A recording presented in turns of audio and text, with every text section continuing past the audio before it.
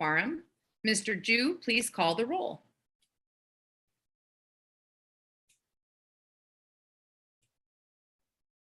My apologies, Dr. Sutter. I just need to confirm that the recording is actually live on YouTube.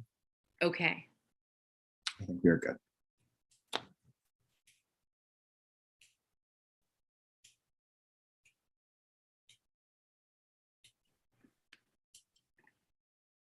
Yes, we are good. Okay. All right. So for the roll, if I can find my roll sheet, I will. Okay. Representative Lopez. Present. Representative Johnson. Representative Johnson. Representative Birnstad. Representative Birnstad. Representative Gasoi. Present. Representative Chang. Present. Representative Wattenberg. Present. Representative O'Leary. Present. Representative Parker. Representative Parker. Representative Sutter. Present. Representative Thompson. Present. Representative Reid. Present. And Representative Patterson.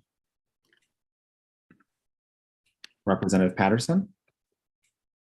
All right. Dr. Sutter, you do have quorum. Thank you, Mr. Ju. A quorum has been determined and the State Board will now proceed with the business portion of the meeting. Members, we have a draft agenda before us. Are there corrections or additions to the agenda? Seeing none, I would entertain a motion to approve the agenda. So moved. Thank you. Is there a second? Second. Second. Thank you. The motion being properly moved and seconded, I will ask for the yeas and nays. All in favor, say aye. Aye. Aye. Aye. All opposed, say nay. The motion is approved. We now have the minutes of our June 1st working session. Is there a motion to adopt the minutes? So moved. Thank you, Dr. O'Leary. Is there a second? Second. Thank you, Vice President Thompson. The motion being properly moved and seconded, is there discussion?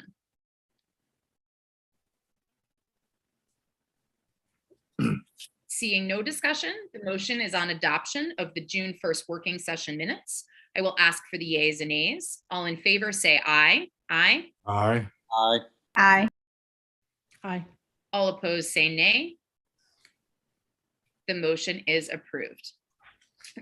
Good evening. My name is Jessica Sutter, Ward 6 representative and president of the State Board of Education. On behalf of the members of the District of Columbia State Board of Education, I welcome our guests and our viewing public to our Wednesday, June 15th public meeting. It is being held virtually due to the continuing coronavirus pandemic. The video for all our meetings, including tonight's, are posted on our YouTube page at DC SBOE and rebroadcast on the District Knowledge Network. Tonight, we will welcome a panel to discuss COVID-19 protocols, the COVID testing process in DC schools, and supporting the needs of students and school-based staff as we continue to make our way through this pandemic. Our panelists this evening will provide State Board members with an update on the current COVID-19 guidance in their DC schools and how testing protocols have worked this past school year, as well as additional information related to planning for the upcoming school year 2022-2023. We look forward to learning more about the effectiveness of current practices and mitigation strategies, challenges and successes that schools have faced and wins they have achieved, and key themes when it comes to keeping all our school and out of school time spaces safe. We'll also be considering ceremonial resolutions to celebrate and honor the district's spring sports championships, Juneteenth Independence Day, Pride Month, and Garfield Elementary School. Our final ceremonial resolution this evening will honor and recognize our previous executive director, John Paul Hayworth, for his significant contributions to the DC State Board of Education during his 7-year tenure. As the first ever executive director of the State Board, he's left a lasting impact on the work of our agency, and most importantly, on the students, teachers, and education staff in the District of Columbia who've been lucky enough to work with him. We are very grateful. We're also grateful tonight to have Alexander Jew, our interim executive director, emceeing our meeting for the first time. And we're very grateful for Mr. Jew for stepping into this role as an existing member of our staff. Before we continue with our meeting, I'd like to take a moment, as we have done throughout the pandemic, to honor and remember the lives lost due to COVID-19.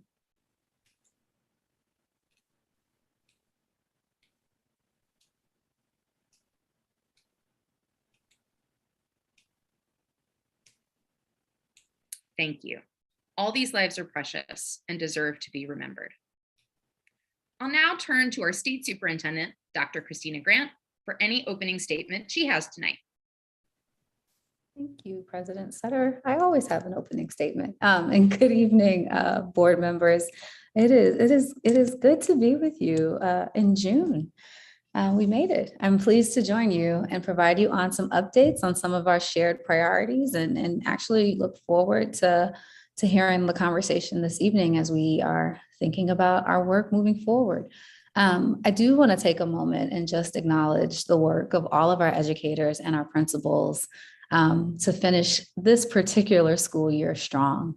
I'm really, really proud and appreciative of the work that our educators are doing every day. And they're working tirelessly, as you all know, to build kind and knowledgeable and resilient young people in the district.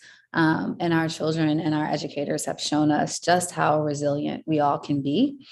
I want to thank the staff at OSSI for their continued work and dedication to the students and families of the district as we close out this school year. I'm really happy to report to all of you that we closed our statewide assessment window for the first time since COVID-19 hit. And it is significant that we were able to work together across all of our schools to ensure that our students were assessed, and we worked so well together to achieve that milestone. And so I want to extend a thank you. It's just critical work and critical information that will guide our work at OSSI, our collective shared work between OSSI and State Board, and all of the work we'll do in service to our children. This evening, as usual, I do want to take a moment and give you all updates on work that we are working on together in many respects. 3 specific topics this evening: work on our proposed revisions to the attendance regulations, our proposed amendments to our state plan, and our proposed revisions or planned work around social studies. Made a commitment to talk about it every month and want to continue to stay in that vein with all of you. With respect to attendance, I think we all know that student attendance must be improved across the district, and truancy is complicated. It's multifaceted, but I would say, and I think you all believe, that our proposed regulatory shifts will not fix the attendance problem on its own. But as President Sutter and I testified before council in March, we do believe that shifting the definition of present for the purposes of attendance from 80% of the instructional day to 60% may help on the margins, as students will not be marked absent for the day for simply missing first period, which could happen under our current reality, particularly for students that are in schools with block scheduling. And so our draft language eases the burden on student support teams by allowing schools to focus on supports on students who are missing entire school days. This shift was received positively by DCPS and the Public Charter School Board staff, as well as the Everyday Counts Committee, which received an update on our planned language yesterday. In addition, we know that there are a number of LEAs interested in expanding virtual school options moving forward, so we must act expeditiously to establish the attendance guardrails for distance learning. Our proposed attendance regulation will do this as well.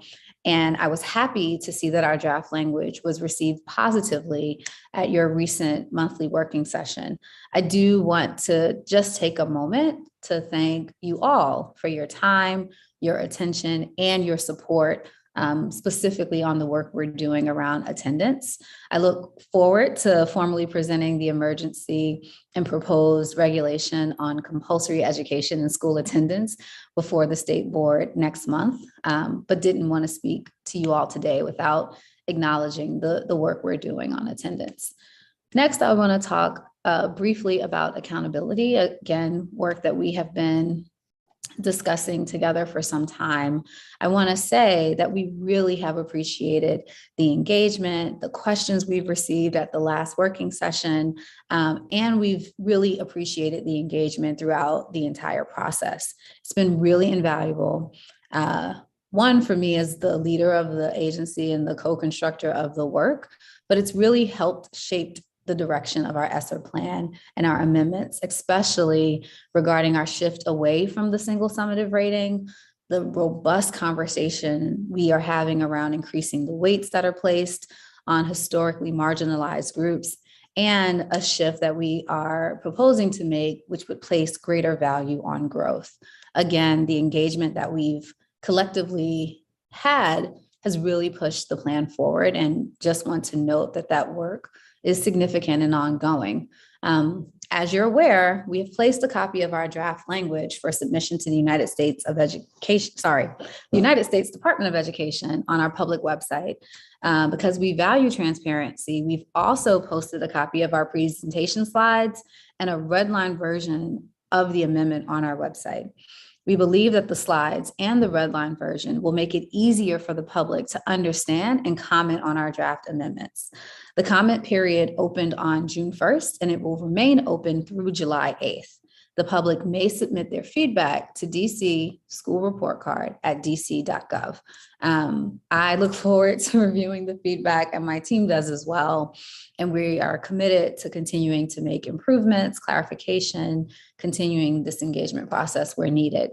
Just to be kind of clear with all of you and the viewing public, OSSE will return to your working session on July 6th to answer any remaining question on our draft amendment on our statewide plan. Then, if the amendment successfully moves forward at your public meeting on July 20th, we will then submit it to the United States Department of Education for their approval. And then we look forward to picking up the next part of the conversation, a second round of engaged collaboration and engagement on the process to revise the DC School Report Card. And again, do want to thank you all for the collective work. We have done a lot around district-wide accountability, and this process has served us well, and so thank you. Last, certainly not least, I do want to provide you all an update on social studies.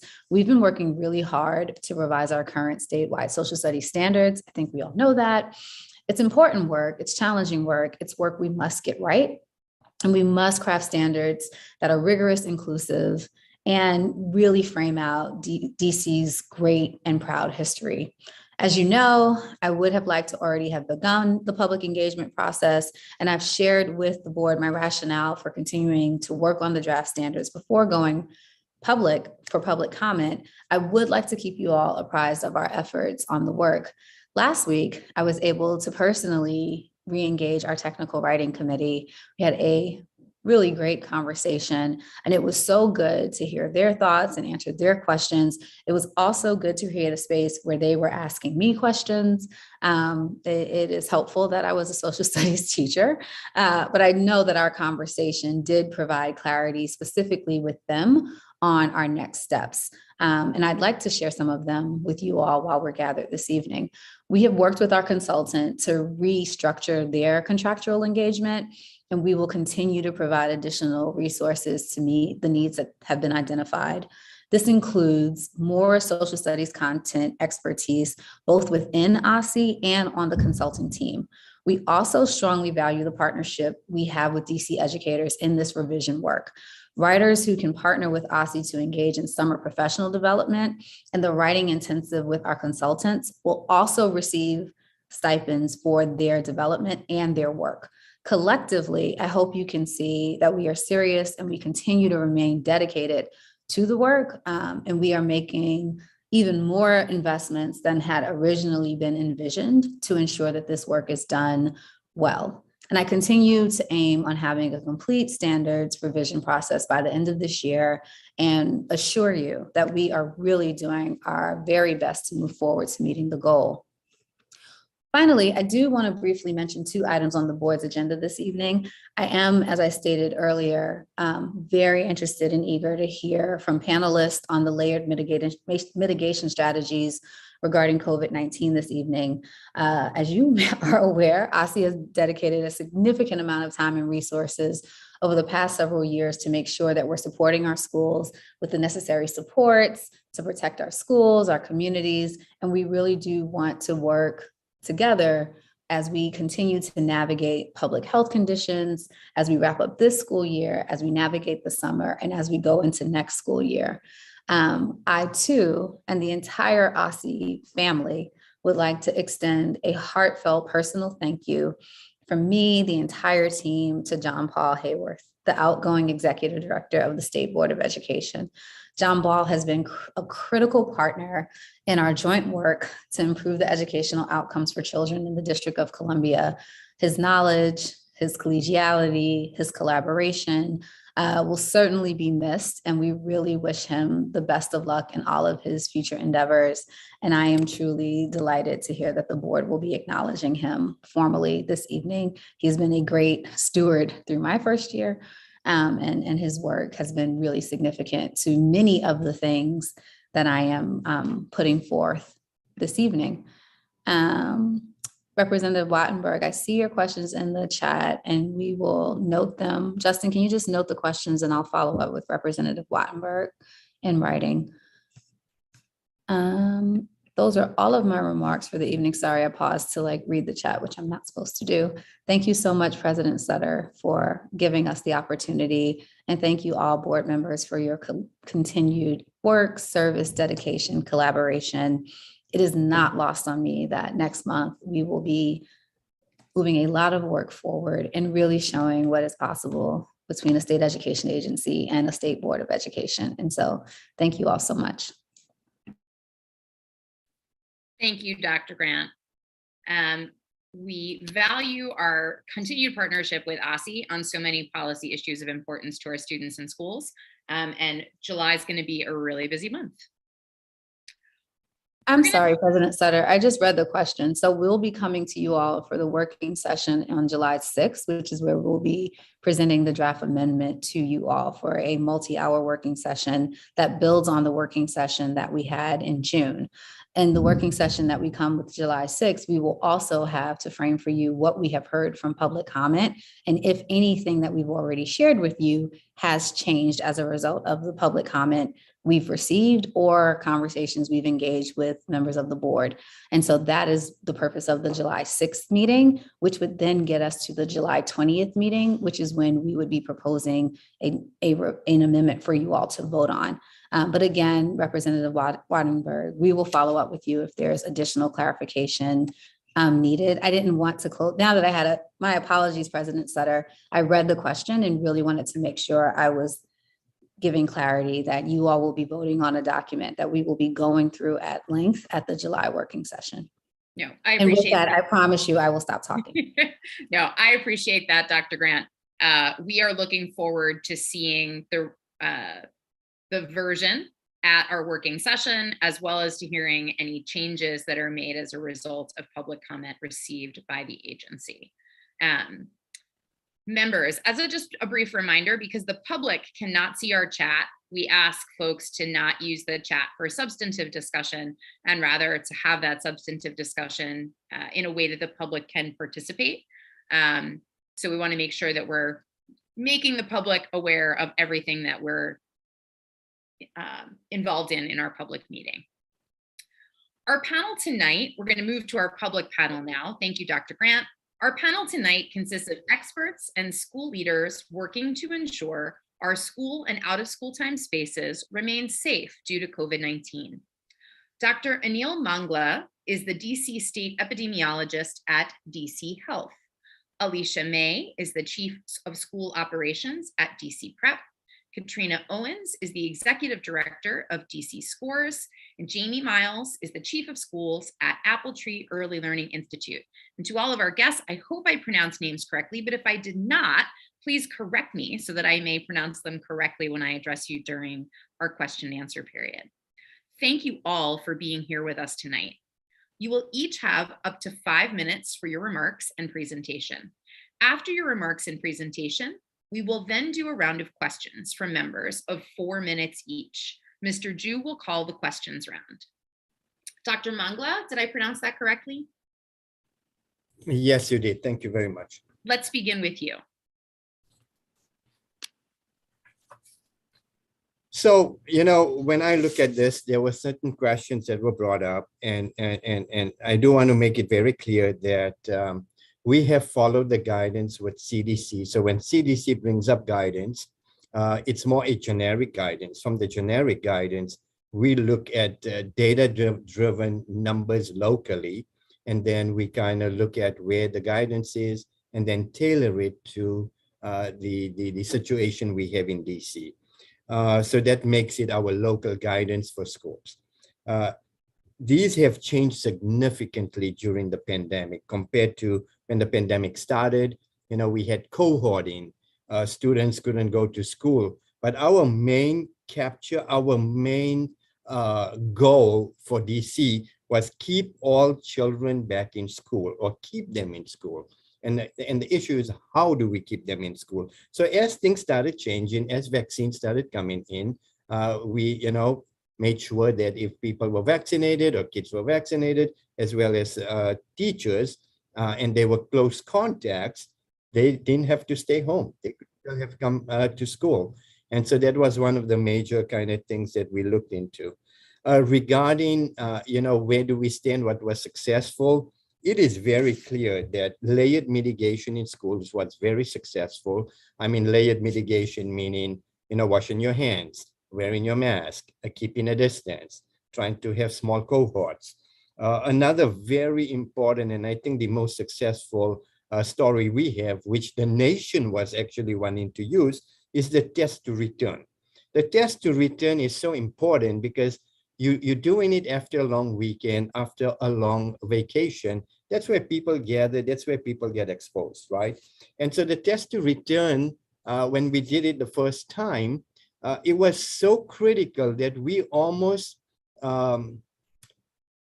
captured 3,000 students and teachers from not going to school that stayed home. Otherwise, without the test to return, they would have gone to school, and we would have these major outbreaks, right? So that was very important. And then, of course, thirdly is the vaccinations.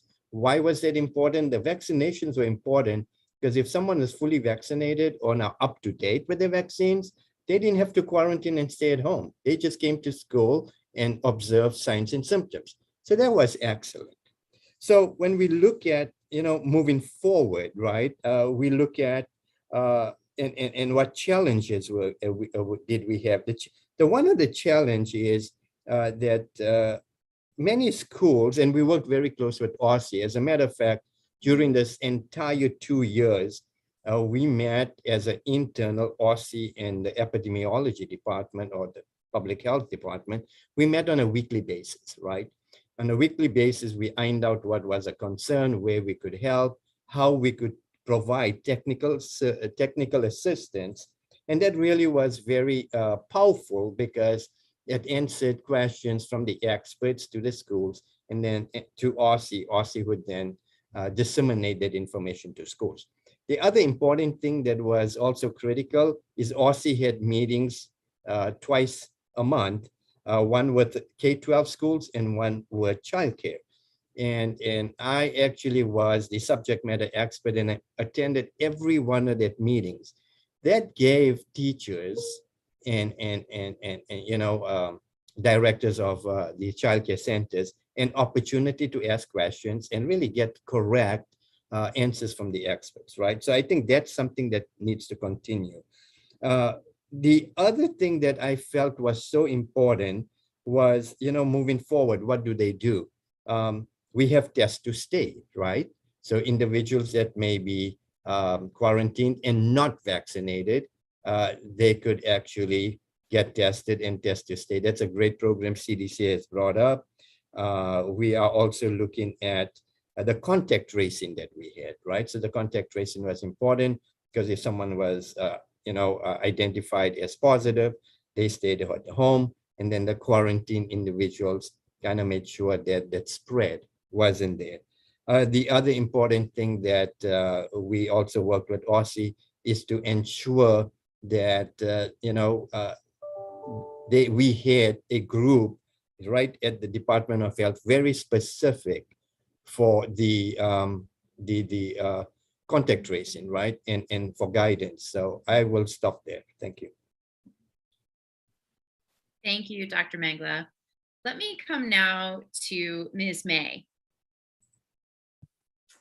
Hi, good evening. I hope everyone is doing well. Thank you so much for inviting me to speak. So since the onset of the pandemic, DC Prep activated its Safe Operations Plan to maximize the health and safety of all of our DC Prep community members and continue in-person learning opportunities for students to the greatest extent feasible. We believe students learn and develop best when they are at school in person, and our experience from our gradual reopening process has shown that it can be done safely. In school year 21-22, we also have continued operating the limited virtual program for students who meet medical eligibility requirements. I'm just going to briefly go over some of those, the actual mitigation strategies that we operationalized this year. And then I want to be able to speak to some of the direct successes and challenges that we had in doing so. So our approach to implementing some of those mitigation strategies were to make sure that we maximize distancing and we minimize crowding. So we did that through social distancing of our furniture, our desks, and in having the way students move around the building, students and staff. We required face masks. We currently still require face masks indoors. And we made sure that KF94 and KN94 masks were available and still are available to students and staff at no cost. We did participate and still do in surveillance testing. We made that available to staff, vaccinated or unvaccinated, and unvaccinated. The few unvaccinated staff members who received waivers have to participate in the surveillance testing weekly. We made it available and optional to everyone else.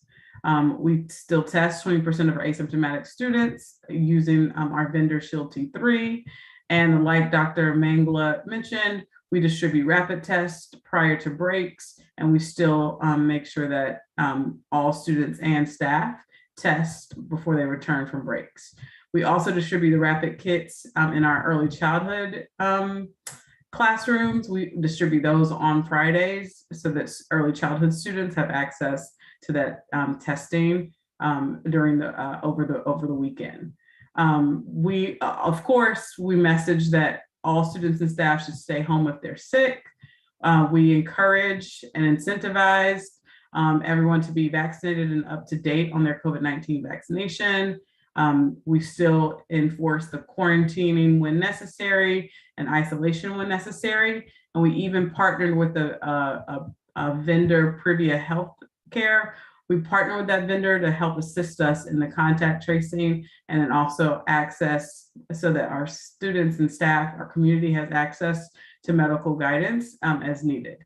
And we've also made improvements in our facilities, HVAC, and we make sure that we have enhanced our cleaning protocols. Lastly, not least, we are very transparent and timely with our COVID-19 reporting and response, and we make sure that all members of our community are made aware anytime there's a positive case. But I want to quickly speak to one of the themes that I was asked to address were what additional supports or what opportunity, what have we learned from this and what can we use going into next year? And so in the last 90 seconds, I think the biggest support is the role that our children's nurses play in our COVID response. This year, they played a very limited hands-off role in supporting with on-site COVID testing or even identification if a child or a staff member was symptomatic. And so because they played such a hands-off role, we had to contract with nurses through another vendor so that we could have nurse support on site in all of our buildings. to help with testing and to help with isolating students who are symptomatic. And so I think a major request, a major source of advocacy that we would love is greater support from our children's nurses, because that is a partnership our families, our staff, our students depend on. They look to the guidance and the leadership and the expertise of those children's nurses. And so not being able to lean on that support this year was really difficult, as well as you can imagine space is a commodity. So having to find additional space for symptomatic students to isolate to, students or staff, was a challenge because we have limited space. And so we had to carve out space from instructional space to create an additional isolation space. Sorry for going a few minutes over, but I'm welcome any questions when we get to the question and answer period. Thank you. No worries. Thank you so much, Ms. Maye. I'm sure we will have questions. Let me turn now to Ms. Owens. Good evening, everybody. I'm Katrina Owens. I'm a resident of Ward 4, parent of 2 DC public school students, and the executive director of DC Scores. Since 1994, we've been providing free, high-quality out-of-school time programming to more than 25,000 kids in the district. And this school year, we returned to full in-person programming at over 60 DC public and public charter schools for 3,000 elementary and middle school students. Being part of DC Scores builds kids' physical fitness and social and emotional well-being. And it's so important, especially during this time when they need that most. Our overarching goal throughout the pandemic has been to keep kids feeling safe, supported, connected, and hopeful, no matter where they are, at school or at home. So at the very beginning of the pandemic, we created an online portal as a content hub for our virtual programming. Our virtual spring programming relied heavily on our teachers. So our coaches, our soccer and poetry coaches, are teachers from within the school day, by and large. And they were able to connect directly with our participants. We build on that initial spring pandemic experience the following seasons by shipping kits home to kids and schools with everything that a poet athlete needed to participate, so that kids at home, when we were also in that virtual space, could fully participate with a ball pump, a writing journal, a pencil, everything that a child could need to fully participate. In the summer of 2021, we provided fully in-person summers. Oh, the one I missed one part. Last summer, in spring, we began acting as a community bridge builder for kids to start coming back to schools, connecting kids with their teachers and with their school community in preparation to come back to full in-person programming this past fall. So this past fall, as I mentioned, we were back to in-person programming for 3,000 kids following COVID protocols by the district. We also held all of our signature in-person events this year. Our soccer events, Fall Frenzy, Jamboree, our annual Capital Cup, our middle school championship, was held under the lights at Audi Field. And we did our best to provide the fullest possible version of our annual Poetry Slam, which this year combined high quality performance, videos, and watch parties at each school. We couldn't bring everybody together in a space. So distance learning really provided opportunities that we hadn't considered previously, but certainly having kids reunited with their teammates, cohorted in schools, is without a doubt what brings our poet athletes the most joy. And so just to highlight a few kind of lessons. So throughout the pandemic, we've adopted testing and safety protocols from DC Department of Health, DC State Athletic Association, DC Public Schools, and then our charter school partners. I think over our history, the way that we worked to build deep, authentic partnerships with schools and government agencies really was important during this time, so we could work together to figure out what was best for schools. I share some more ways here, but we certainly were required and tracked all vaccinations. So DCPS and the KIP required that OST partners track vaccination of all staff and any vendors that were connected. So we did that tracking ourselves. And most of our coaches are teachers, so they were able to test to return at schools. But for our staff or outside coaches, we provided all of the testing and tracking for that group of people as well. Other ways that our programming has been impacted and how we adapted was when we returned this year, We implemented mask mandates for all indoor programming and outdoor games and events. We kept parents to the sidelines to decrease the exposure to COVID. We even at one of our schools, they just weren't ready to have indoor they had outdoor poetry sessions, and they actually waited for game days till the spring season. Their school community just wasn't ready to be hosting even outside other schools coming to play games. So we've really worked to adapt and pivot based on what the school community's need is to ensure that every kid was able to engage in high quality programming. One of the big impacts is that typically we bus kids everywhere. So there's no barrier to kids participating in events or poetry slams and that sort of thing. And we typically put two schools on a bus. We weren't able to do that this year. Let's see, happy to answer questions. I'm gonna share the poem if you guys are okay with that, because I love sharing poems. This one's out of Ward 7, Aton Elementary School.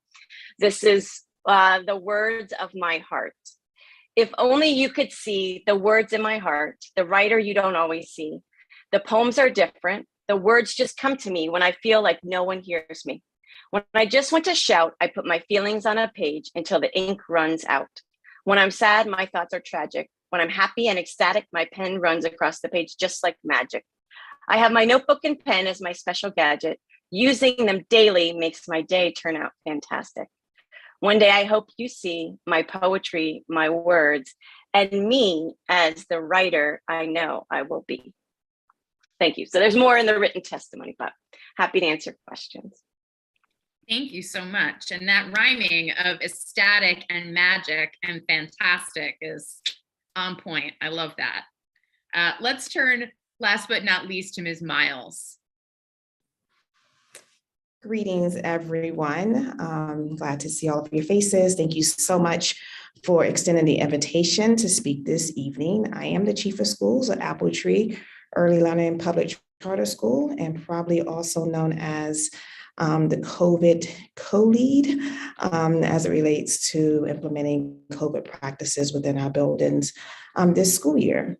So AppleTree's foundational principles during COVID-19 and the 21-22 school year has been working to ensure safe and full in-person instruction for all of our students. Our goal is to keep our students safe and our families safe, and our staff needs at the forefront in everything that we do.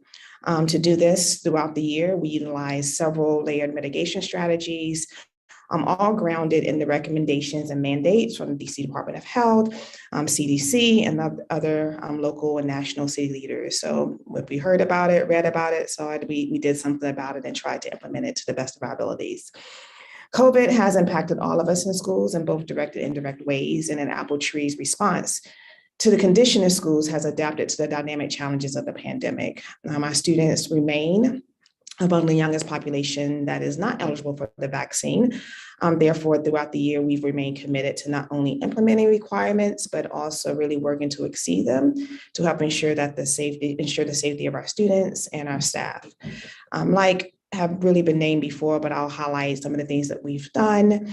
One, we required and incentivized all staff members to get vaccinated.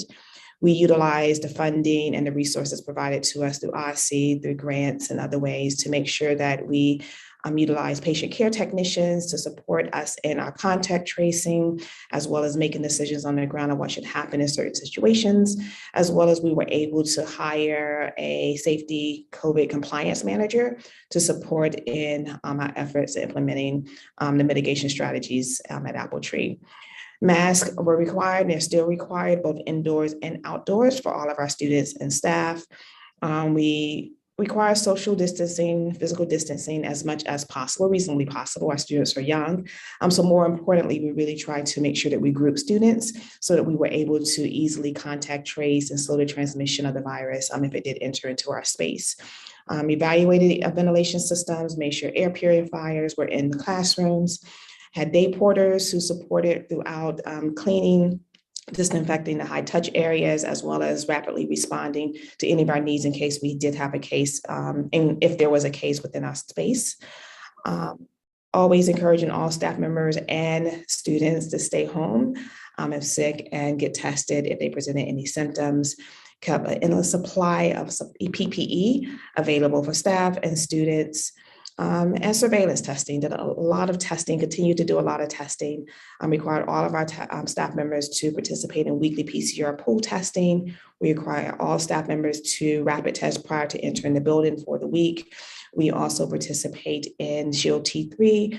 We have tested up to 50 to 60% of our students each week, anywhere between 20 to 60% of our students each week. And we distribute rapid tests to our staff members and to our families.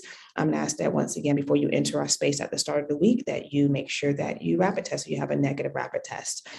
We are still trying to make decisions about our future and what we will be doing in schools next school year, but I will actually sort of share the sentiments as my colleague, Ms. May.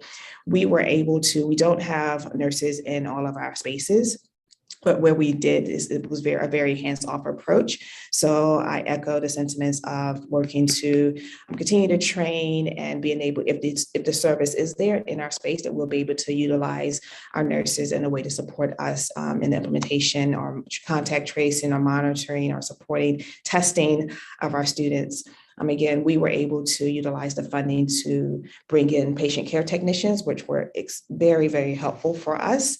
And would love to be able to continue to do something very similar if there's a need as we move into next school year. But that is all for now, and I will take questions when the time comes. Thank you again.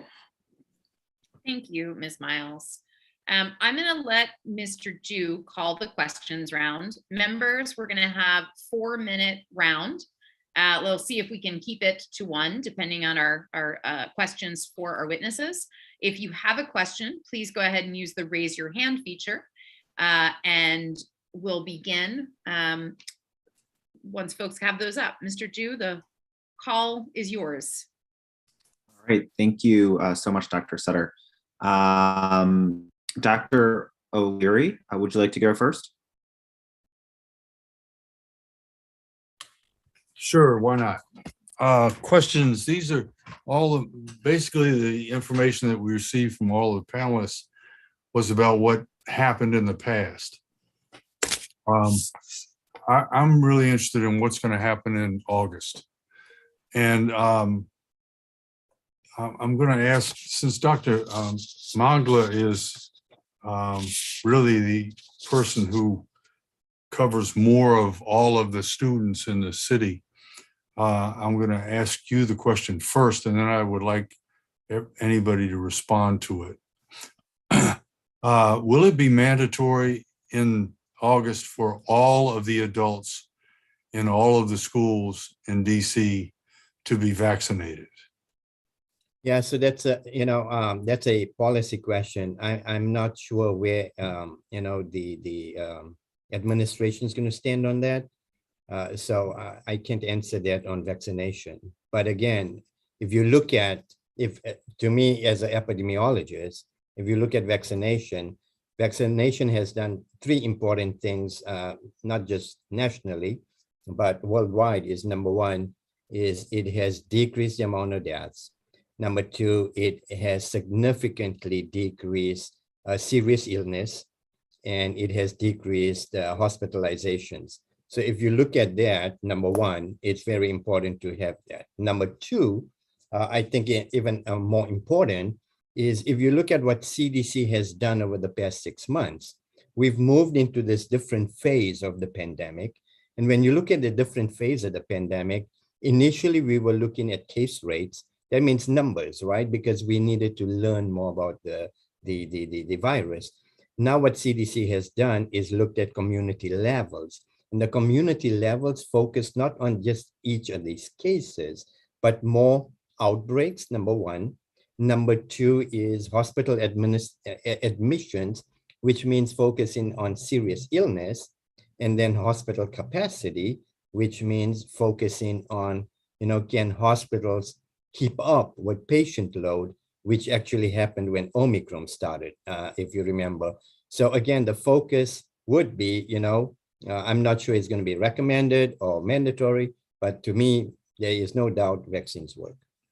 And to just piggyback on that, since all students have to be vaccinated before they can go to school in the fall, is the COVID vaccine going to be on the list of vaccinations that all students should have?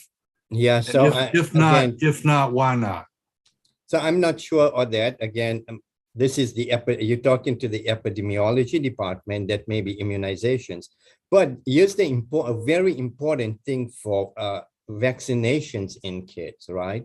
So what CDC has done and has not changed those guidance, even I think their guidance that came out about 2 or 3 weeks ago, if you're fully vaccinated and assume you are a close contact, normally you would stay home for 5 days and then come back to school.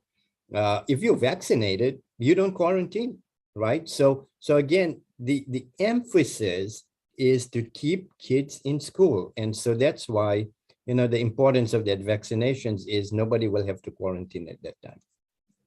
Thank you. I don't have a clock. I don't see the clock. Do I have any time left? Dr. Leary, you have 14 seconds.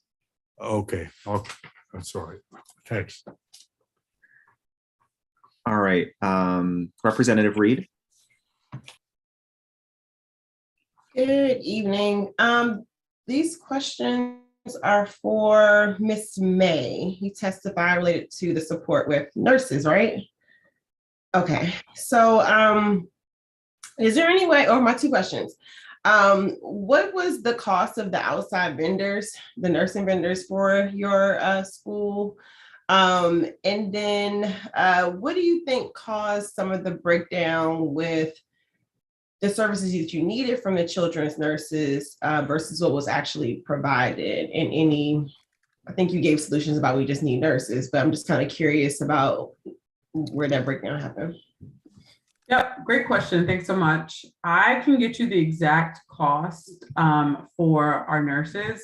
We have 6 campuses at DC Prep. And so what I can tell you is that there was an hourly rate through this vendor, and we had the nurses staffed for 8 hours a day, 5 days a week, as long as our schools were in session. So if our schools were closed for a holiday, of course, we didn't need the services. So it was just a great investment to pay an hourly rate for an individual at each of those 6 campuses. And so I'll get you the exact number because I don't want to misquote anything. It sounds like a lot though. Yeah, in this format, I want to make sure that I'm understood. But in terms of the breakdown, so it's or in terms of the division of labor, we were told early in our planning stages last summer that the children's nurses could not play a role in any of our COVID protocols or COVID response. And so it wasn't that that we didn't ask or we didn't want that help. It was that we were told that they couldn't.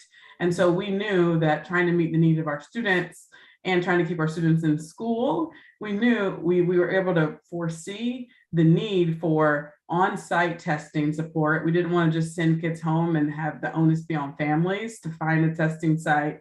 Tests, you remember at the beginning at that time, weren't as accessible. So we didn't want to put that onus on families.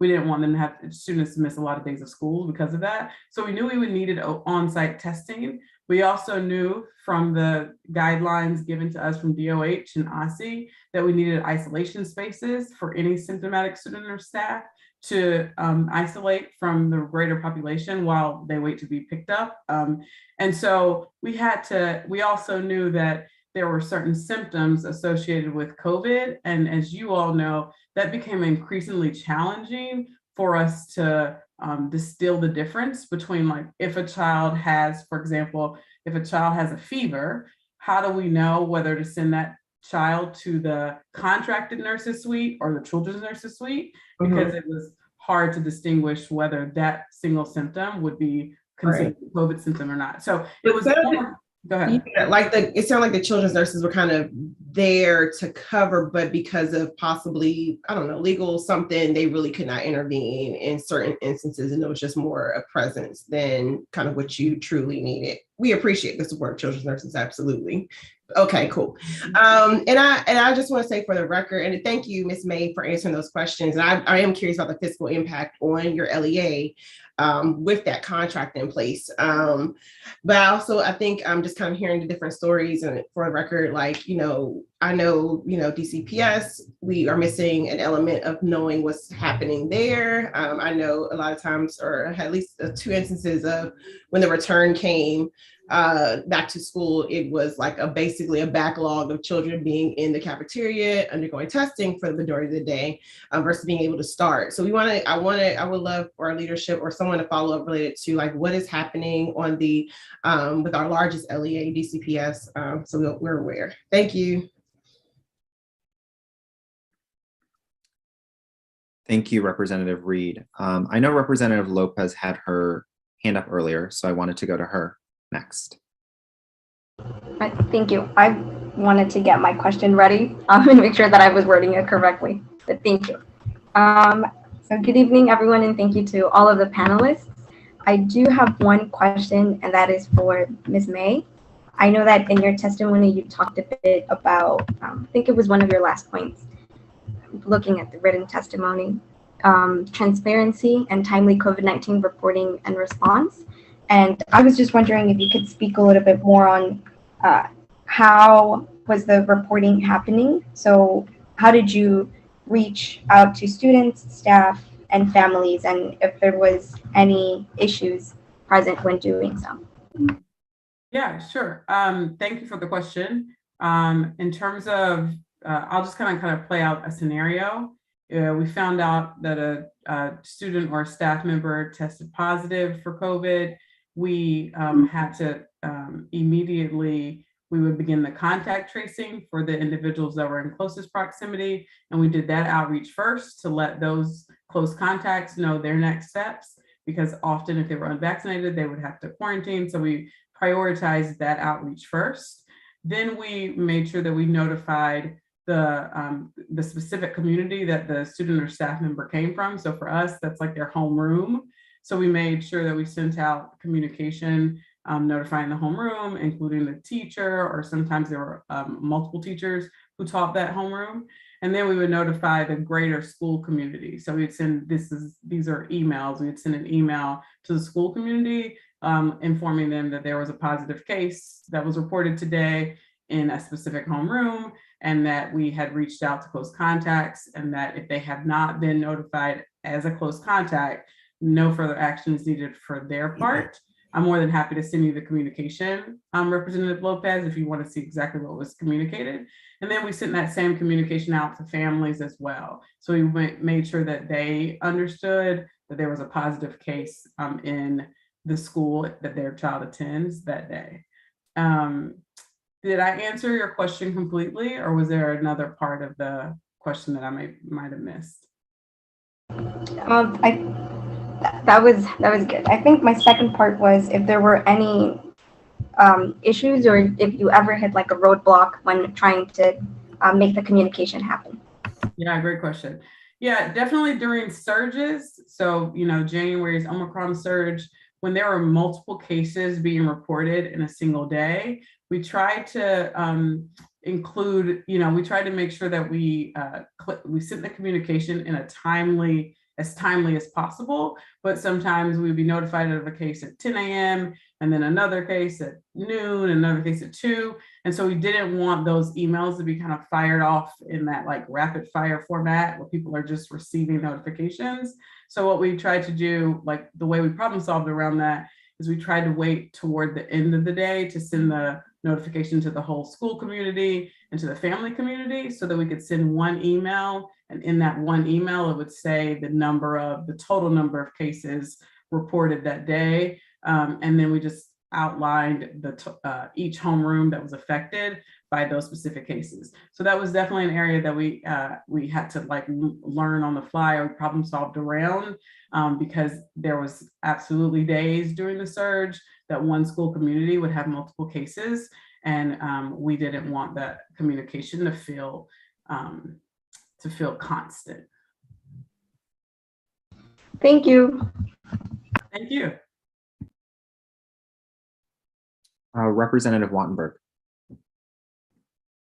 Hi, thank you. My question also is to Ms. Maye, which is sort of also on the nurses. I don't know if there's more to say, but why is it that that became an issue? I mean, was that? Yeah. Oh, go ahead. Finish your question. No, I mean, that's it. I never understood and I don't fully understand. Yeah. I mean, I think it was an issue because historically, pre-pandemic, the nurses are the medical health experts in the building. And that is the place that students, staff, families turn to with any kind of medical needs or challenges that they're having. They come and report it to the nurse usually first. Even families would like come into the building and say, hey, I want to talk to the nurse about this health related challenge. So that was like that was the norm. And then post-pandemic in this phase, we were having to tell families, message to families and staff and students that they couldn't go to that children's nurse suite, what they know as the nurse suite in schools, because it's been the same nurse suite, the health suite, every year that they've been enrolled. That place was no longer the appropriate place that they could go. No, but that's what I'm asking is why was that no longer the appropriate place? I mean, was that something that DCPS or OSSI said or something that the nurses said? I mean, what was the source of that and why? Yeah, great question. It was my understanding that this was like an OSSI clarify. I don't know who originated the message, but OSSI clarified for us at the school leader level that children's nurses could not be utilized for any COVID response. I welcome if my colleague, Ms. Miles, wants to say more, because I know she experienced the same thing, but it was communicated to us through OSSI. Again, I'm not an expert on the original, where it originated. Ms. Miles, you want to add anything to that? No, just shaking my head in agreement. That was the same communication that we received. The reason behind it, I don't think we know. So we just had to take a different approach to getting the support we needed in that area. Okay, second question, and I don't know who the right one is to put it to, but it's a DCPS question. So one of you said that there was the 20% asymptomatic testing each week. I will say I had been under the impression that it was not at that level anymore. And that is being confirmed by just informally by just some people I was texting with. It's your understanding that that is still meant to be the case at every school every week? That's a good question. I'm not sure what is meant to be, like what the expectation is, but I know that with our relationship with SHIELD T3, they allow us to test up to 20%. And so we think that the surveillance testing is a positive way for everyone, stakeholders, to maintain a dipstick into the health levels and the COVID status. So we still aim to reach that 20% threshold because that is something that is permissible. And we think of it as a really positive experience. And a lot of our families have grown more invested into that process and appreciate it. So we strive to reach that threshold. Ms. Miles, if you want to speak to AppleTree's response, by all means. Yep, same. Our threshold has been 20%. We've fallen below that threshold at times. We've exceeded that threshold. Our goal is always 20%, and we continue that threshold or striving to meet that goal until the end of the year. We too have found it to be very effective. We've definitely have had positive cases that show up as a result of the testing, and it's something that again was implemented at the start and something that we have continued to do until the last days of school or through the last days of school. Okay, thank you. Thank you, Representative Wattenberg. Representative Birnstad, I know you had your hand raised, so I wanted to make sure that you didn't have a question. I did, but as soon as I put it up, the question got answered. So I'm all good. Thank you, though. Okay, perfect. Representative Thompson. Good evening. So first, thank you for the poem from the Aton Bears because they're awesome.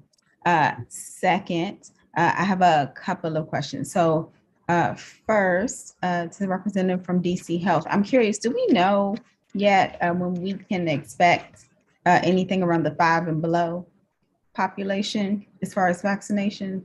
Yes, so CDC, is working on that. I think vaccinations are going to be launched within the next week or two.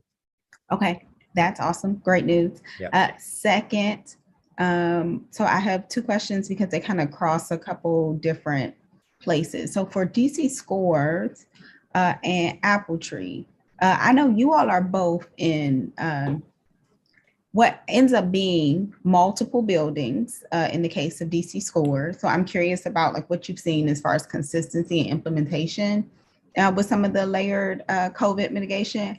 And for AppleTree, I know you actually partner with a couple different, technically school districts and providing, your early childhood services. And so I'm just curious for both of you, just some of the variances you've seen in COVID protocol, both like implementation. Either person can start first.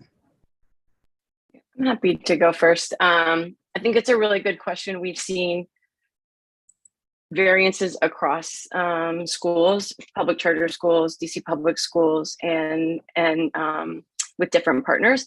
I think the biggest, blatantly, vaccinations have been required. That's important.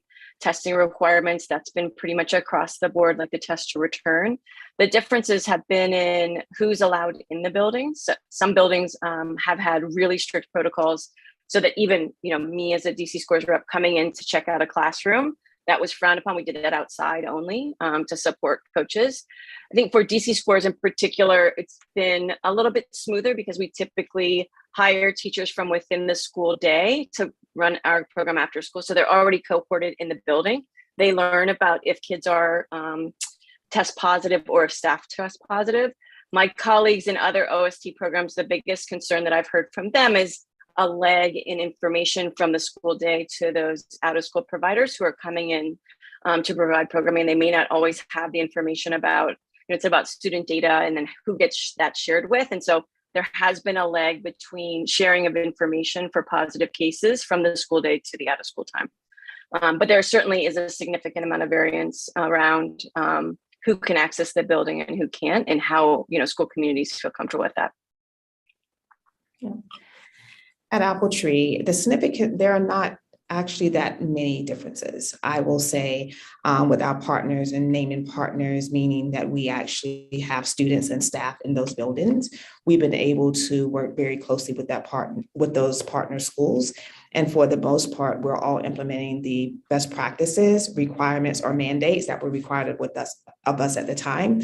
I think maybe the biggest difference might have been around the frequency of testing, or maybe the type of testing that we were using, or the vendor in which each of the LEAs were using to test. But at the same time, like we were testing at AppleTree, our standalone schools, we're testing at our partner schools. And of course, visitors and buildings, I would say generally across the board, everyone was very tight and not allowing extra individuals inside of the spaces.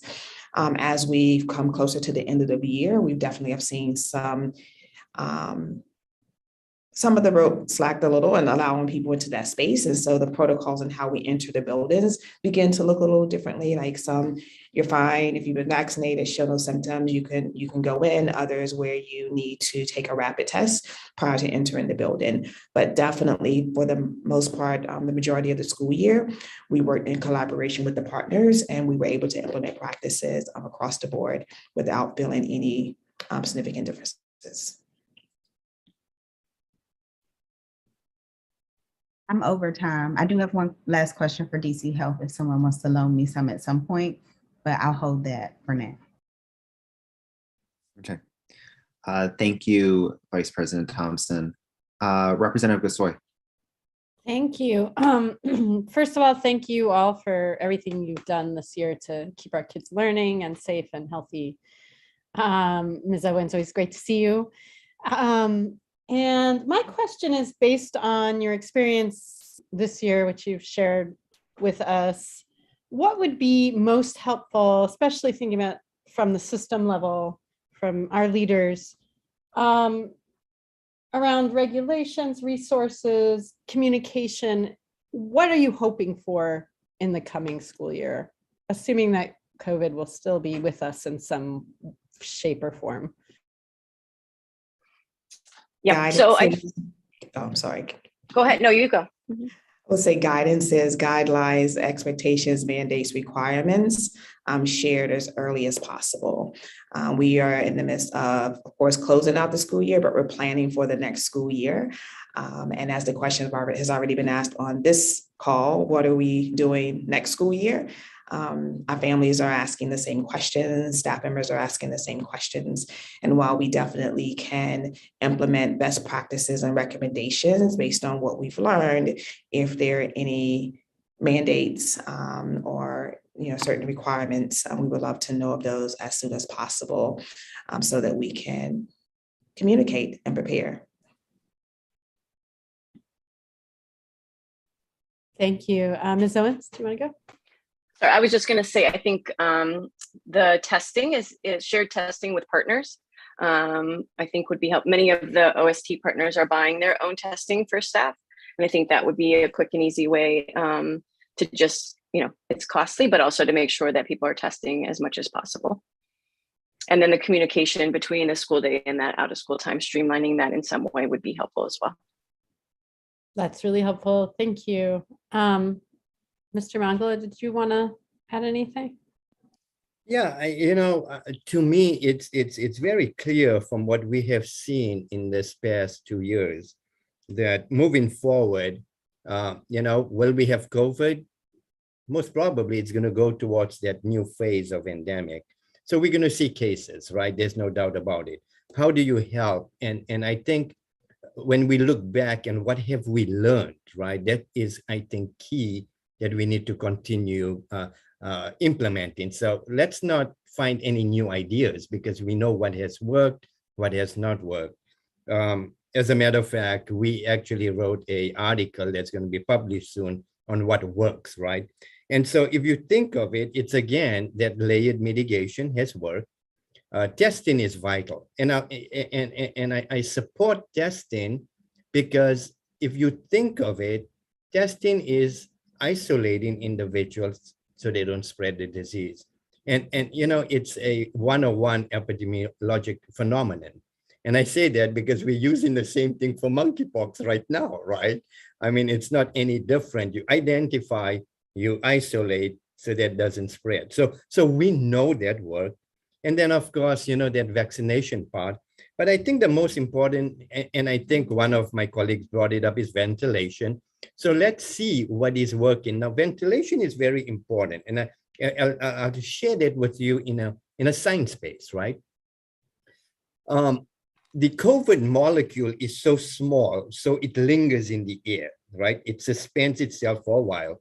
That's why you look at 15 minutes accumulative in an area less than 6 feet in distance. Now, if you have a ventilation system, that's really good, right? Those particles are not going to be suspended, right? So you're already helping the classroom be more pure without any virus if someone really comes in. Now, with the vaccines working, we're not going to think of what happened a year ago or 2 years ago. We're not going to see that many cases. Cases are going to decrease because people have built immunity, both with vaccines and passive. So it's going to help in that way. So to me, it's like what has worked in the past, let's implement that and see what happens. And I mean, I think we're in a very good position unless some weird variant comes up, right, or variant. But I think at this point, if we just follow what worked and continue with that in the new year. Thank you. I'm out of time and I didn't get to hear from Ms. Maye, so I'm going to echo Representative Thompson and say if anybody wants to lend me their, 15 seconds of their time or a little more. I appreciate hearing from Ms. Maye as well, but I'm done. Thank you so much. Thank you, Representative Gasoi and Dr. Mangala. Representative Chang. Representative Chang, I do believe you're muted. Hey, thank you. Pulling from what Dr. Mangla just said about what we have learned, I'm curious, we've been talking so far mostly focusing on processes, which certainly makes a ton of sense.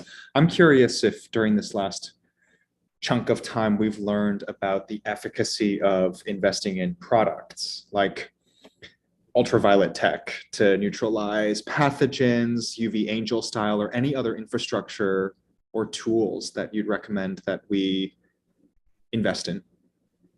Yeah, Representative Chang, thank you for that. So my recommendation of those sophisticated tools is absolutely not necessary. We use ultraviolet light, right, for something like TB. And, these other bacterial, now this is a virus, so it's a little different, right? So for viral, and because of that particle's diameter being so small, and I talk a diameter because I gave a talk comparing, the monkeypox to other viruses.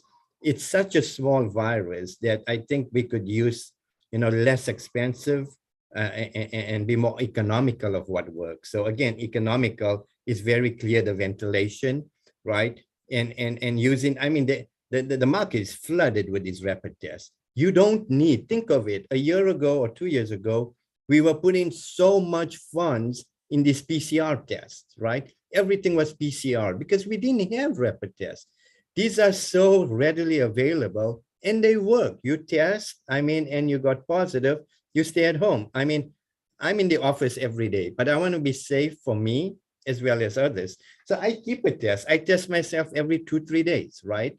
It's negative, great. If it's positive, I just stay at home and work from home.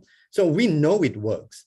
And we know we don't have to, use that much of expense, right? To actually say, hey, we're making a difference. You can make a difference with just the basic, simple things in school. And what about from other folks? I'm curious if you thought anything that works. This is probably not the response you're looking for, Representative Chang, but masks were so effective when worn properly and when worn, they were well-fitting masks. They were really effective. And like I mentioned in my opening remarks, after Omicron, we had our whole community gain access to KF94 and KN95 masks. A lot of our students gave us feedback that those fit more comfortably than some of the cloth masks they were using before. And so they really were invested in wearing them, and they were able to move around and interact during recess and such while continuing to wear them. So I know that's not like high tech, or maybe it is depending on your perspective, but just more having access to the mask, especially for those surges, were really, really effective.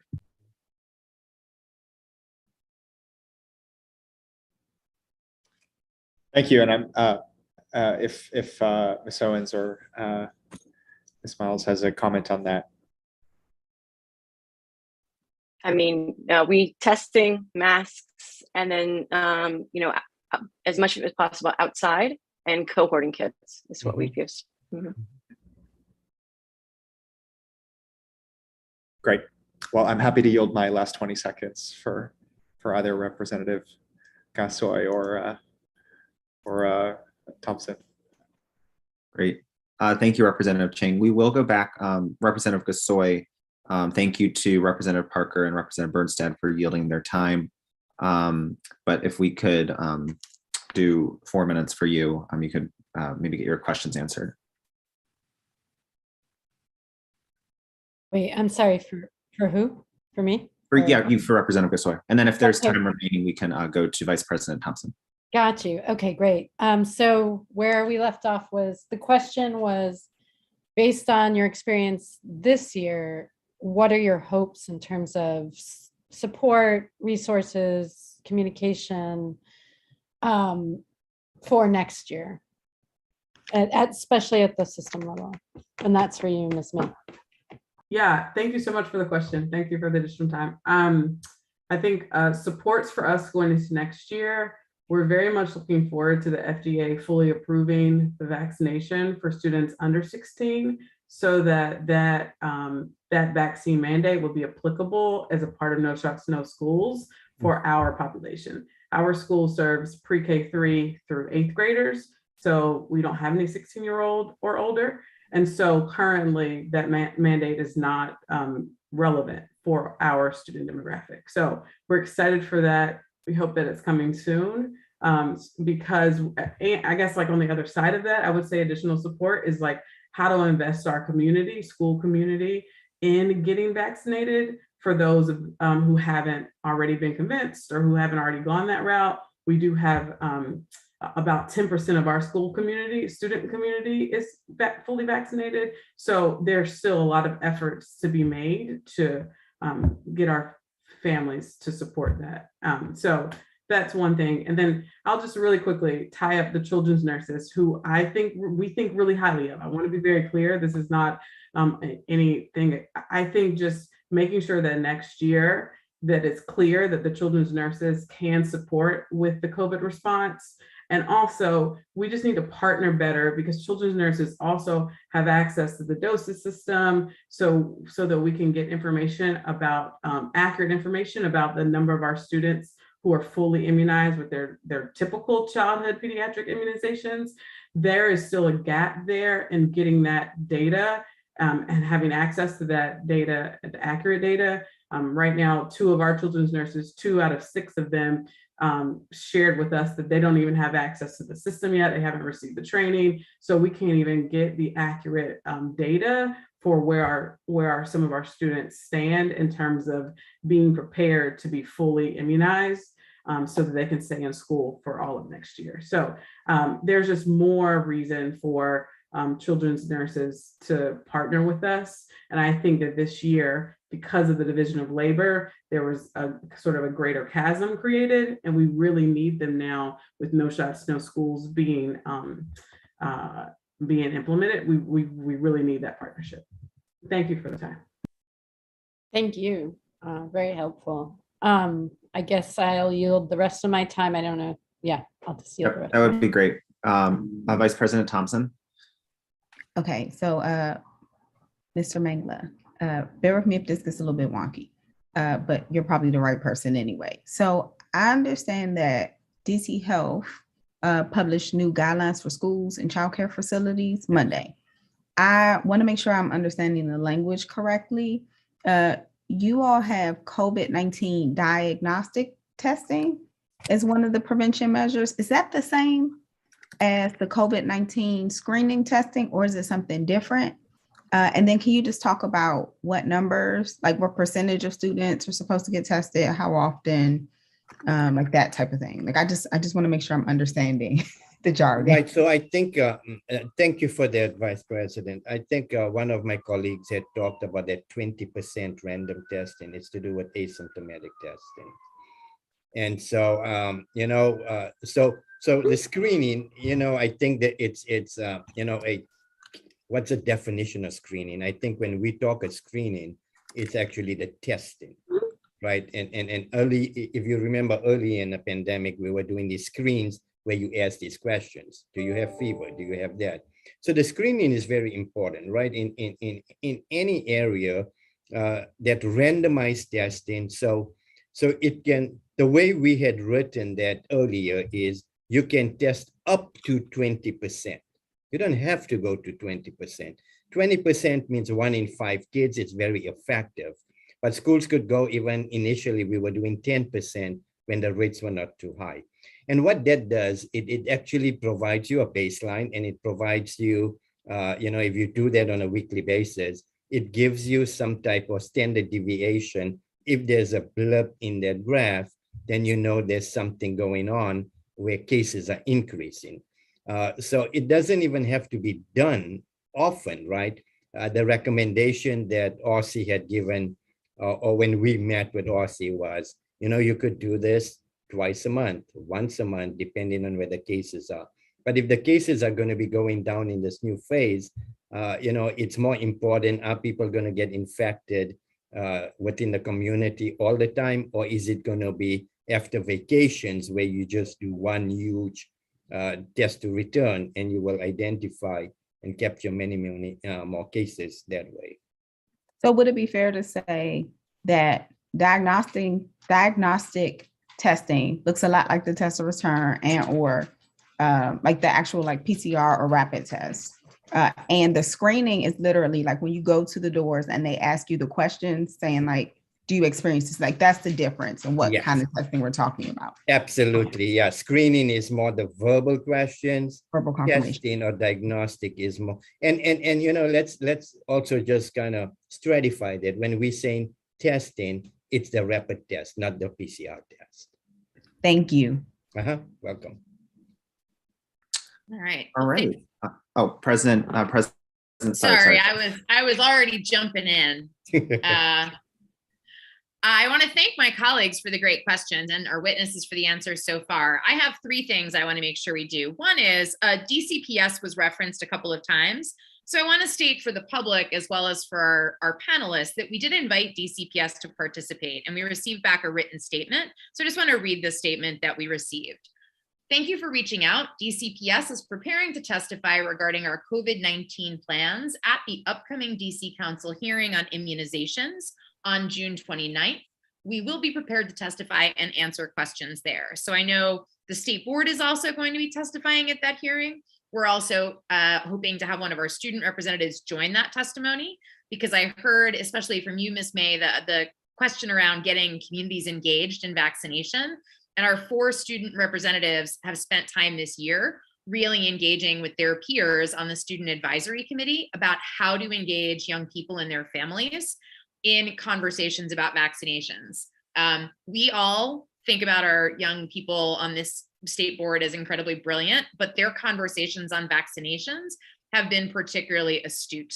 So we're excited to have them testify as well at this hearing before the council, as well as to be working, we hope, with our agency partners on their No Shots, No School outreach, because they've got some fantastic ideas from their peers about how to do that. The second thing I wanted to do is share a question from our chat and see whether any of our witnesses wanted to weigh in on this. While we live stream on YouTube, folks watching join in the chat. And so this question is from the YouTube chat. What are plans to assess air changes per hour in classrooms and schools prior to the fall? So this person is asking whether schools are measuring that and whether there's any plans to continue measuring that in the future. So if any witnesses have thoughts on that, the folks on the YouTube chat would love to hear your responses.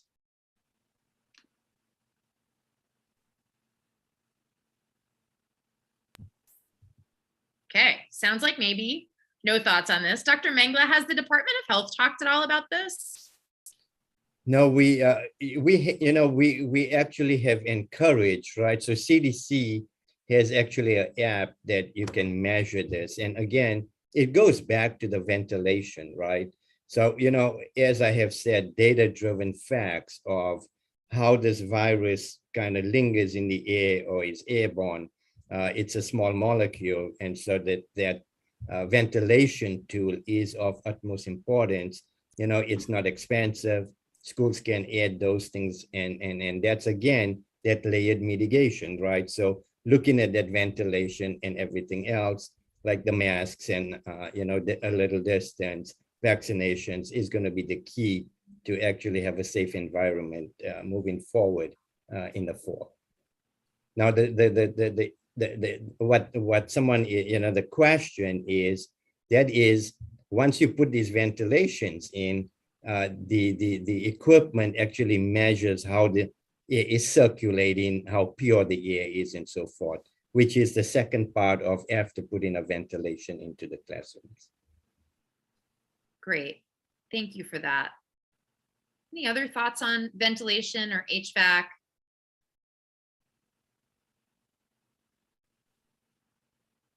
Okay, then I'll ask my question.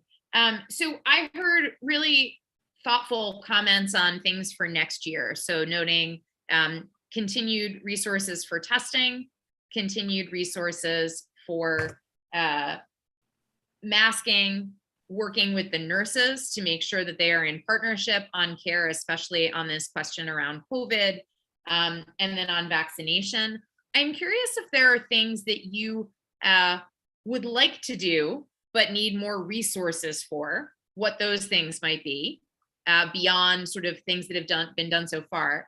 And then if there are things that the board could advocate for on behalf of our schools or out of school time programs, whether it's things your families have requested or things your staff have asked for, that we should raise in conversations with our agency partners, an opportunity for you all to share that now.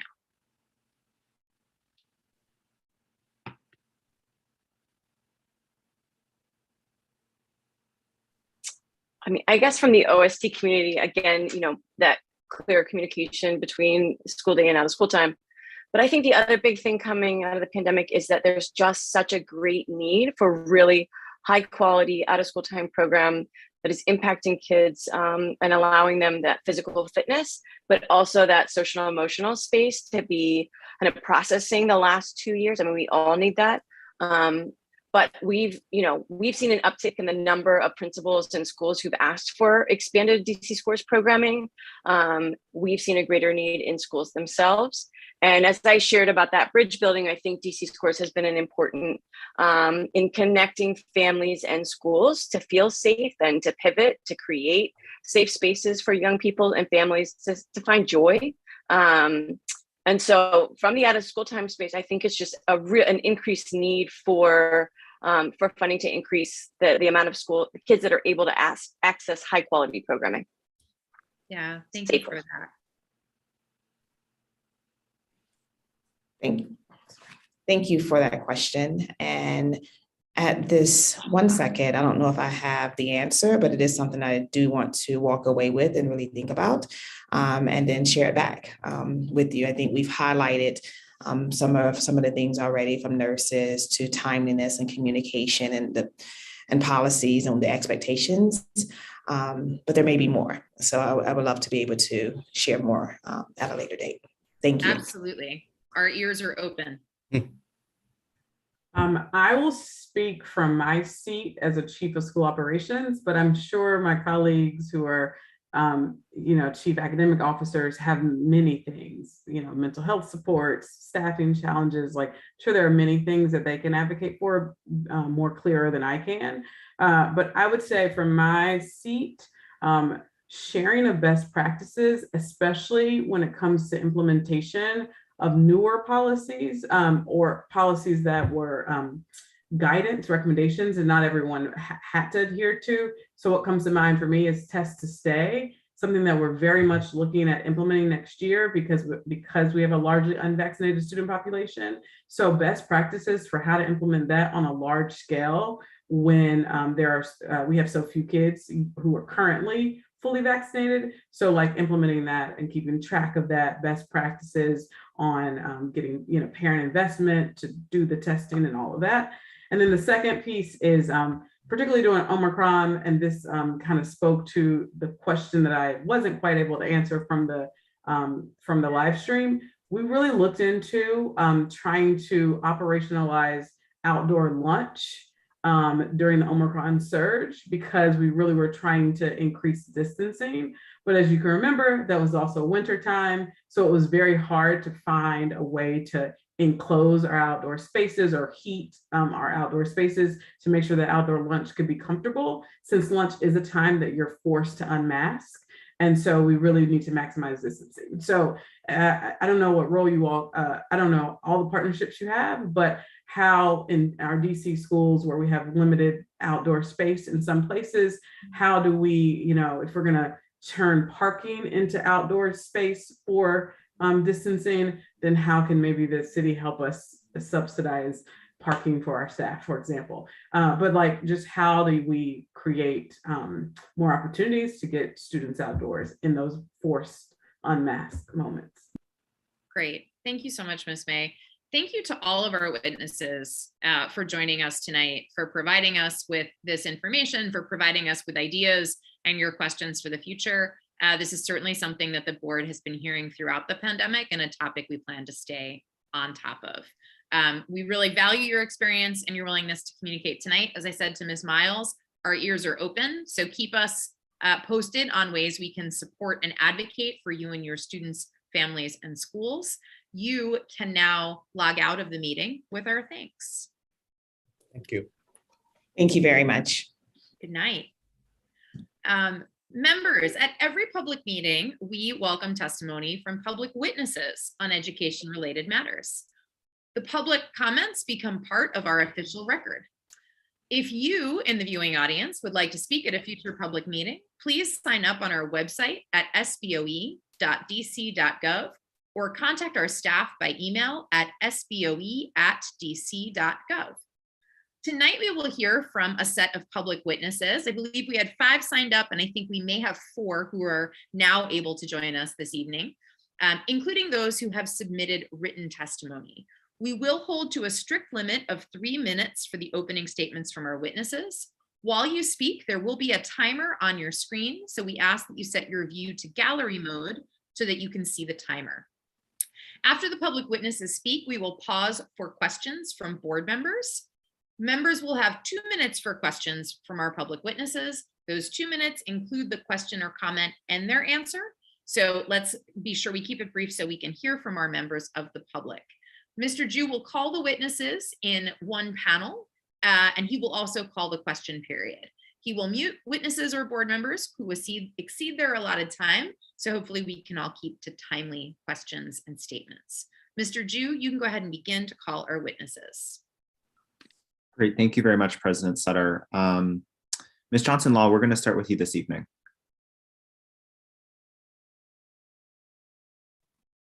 Hi, Alexander, how are you? Congratulations on being the interim. Thank you. Alrighty.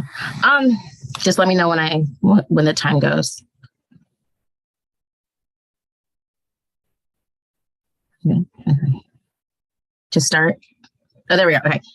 Hey, everybody. I'm LaJoy Johnson-Law. Many of you know me as Miss Law.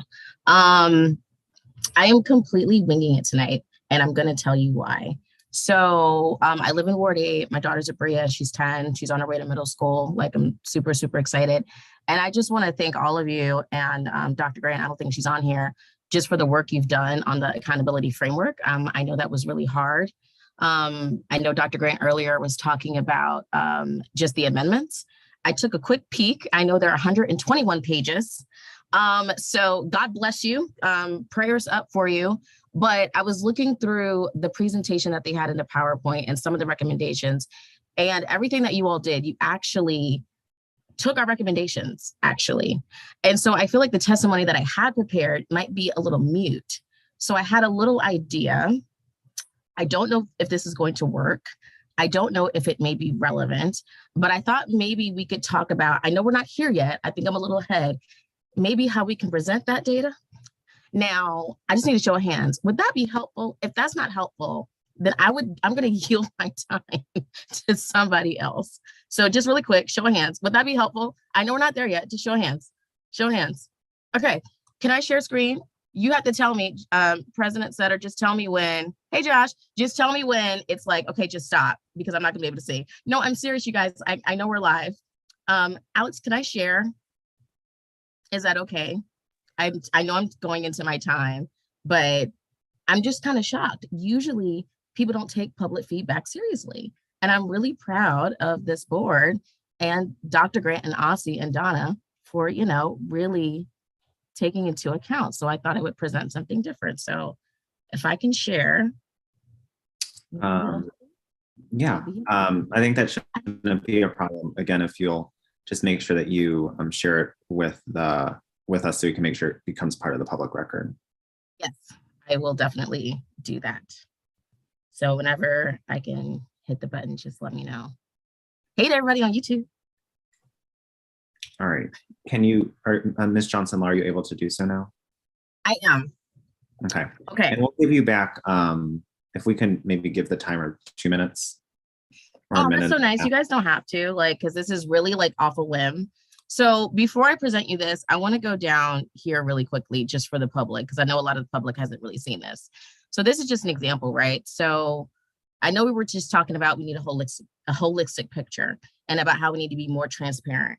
And one of the recommendations that a lot of us had was, why aren't we showing the growth of students? Yes, we want them to be proficient. Yes, we want them to be on grade level, but we also want we want to see how much schools are growing and give them credit for that, right? So these, I know it's 60, 25, and 15 now, so this might not make a little sense, but I was thinking about maybe showing schools with these 4 components, maybe showing something called a 4 score. It might be easy. Again, I know I'm way ahead of you. I know you all haven't approved anything. I know Department of Education hasn't approved anything, but a lot of the recommendations that we all had actually got put in here. So if we look at a 4 score, You have the DC school name here. Again, I didn't put a specific school because it may be different depending if it's elementary, middle, or high, right? So you have academic growth here, right? Student success here. Closing gaps, I think that was the ESSA growth. I may be saying the name wrong. And then you have academic performance here.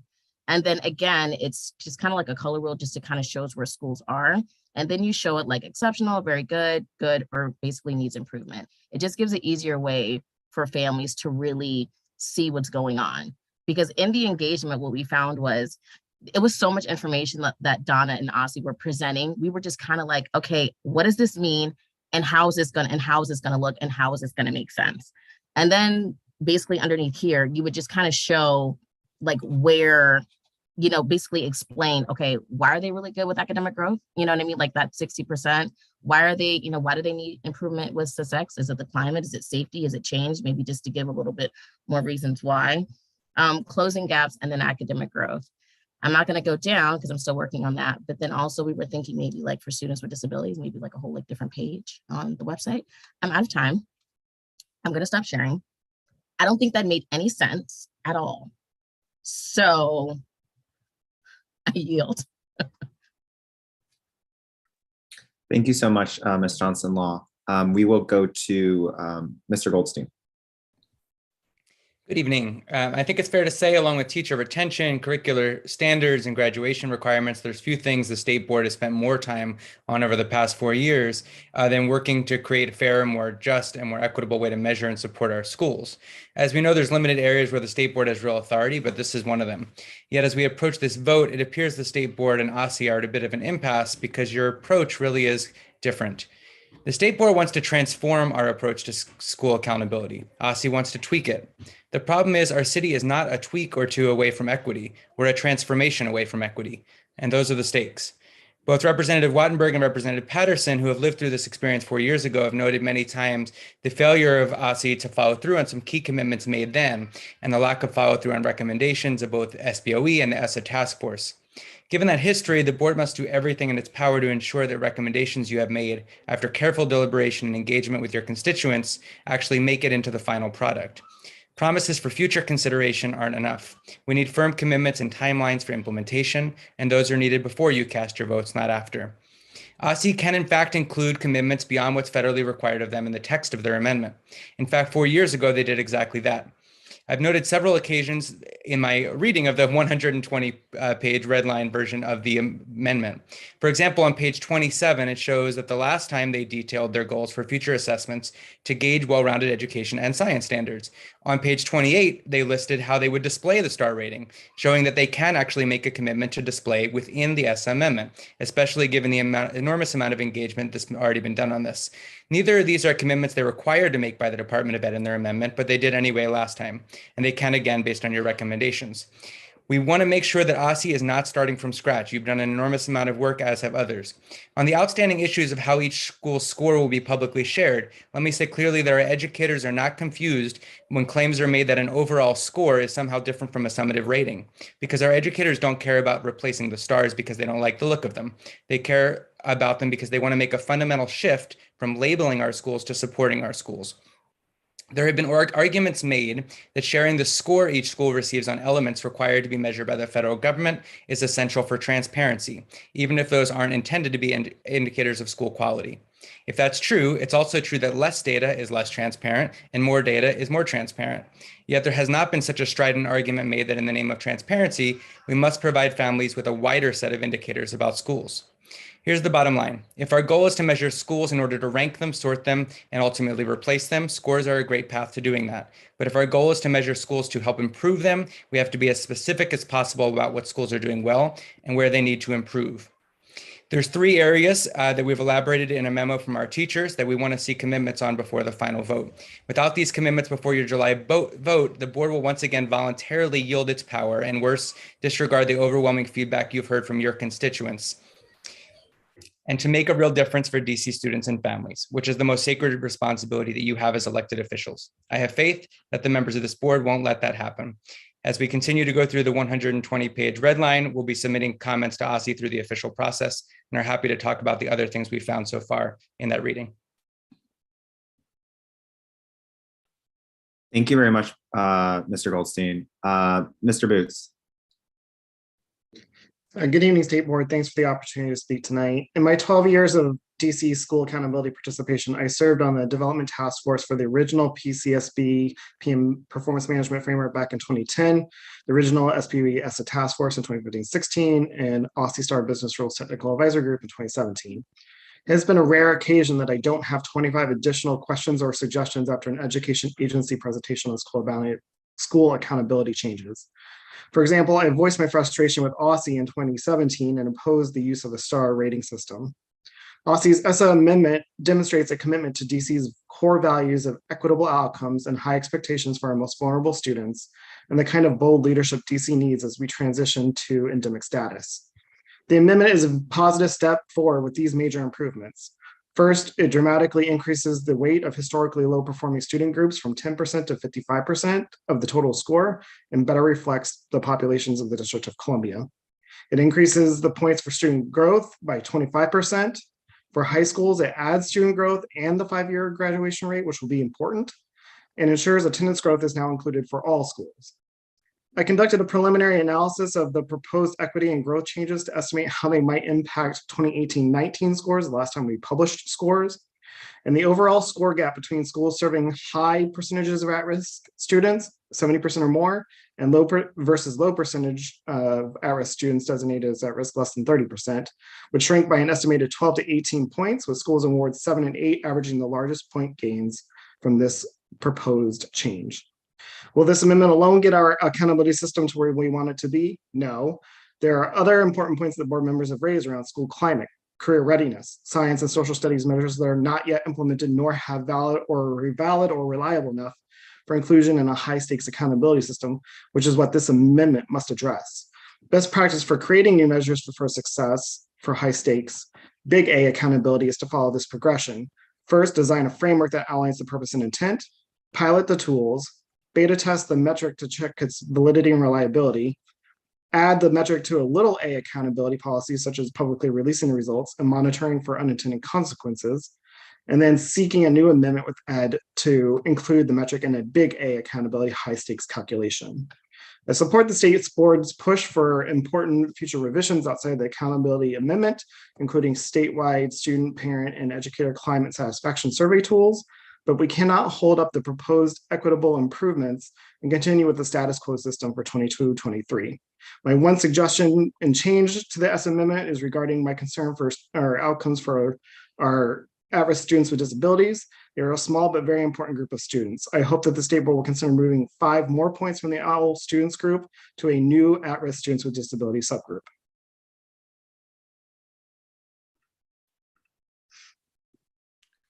Thank you, Mr. Boots. Mr. Mullings.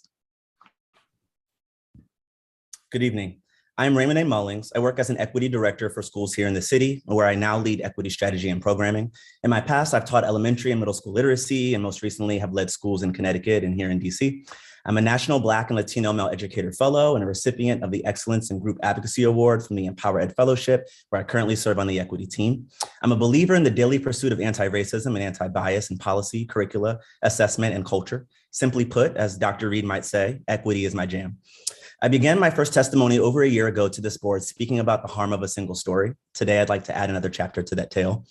First, I'm honored to share time and space with each of you today, as I both praise our collective efforts regarding DC Schools Accountability Framework and push our practice toward further supporting schools, students, and families. 15 days ago, OSSI presented a draft of their proposed amendment to reform the DC STAR framework, which is currently used to hold schools accountable. There are some celebrations, but I'd like to focus our attention on how this proposal could be even stronger and more equitable. OSSI has largely focused on the ESSA framework at this phase, adjusting the weights, determining which metrics should go into the federal equation for the ESSA School Accountability Report Card, while failing to spend adequate time, effort, and attention to the design of displaying these metrics, whether on My School DC or a dashboard. While OSSI says that this is coming in their next phase, the reality is that this work needs to happen now. It needs to be concurrent.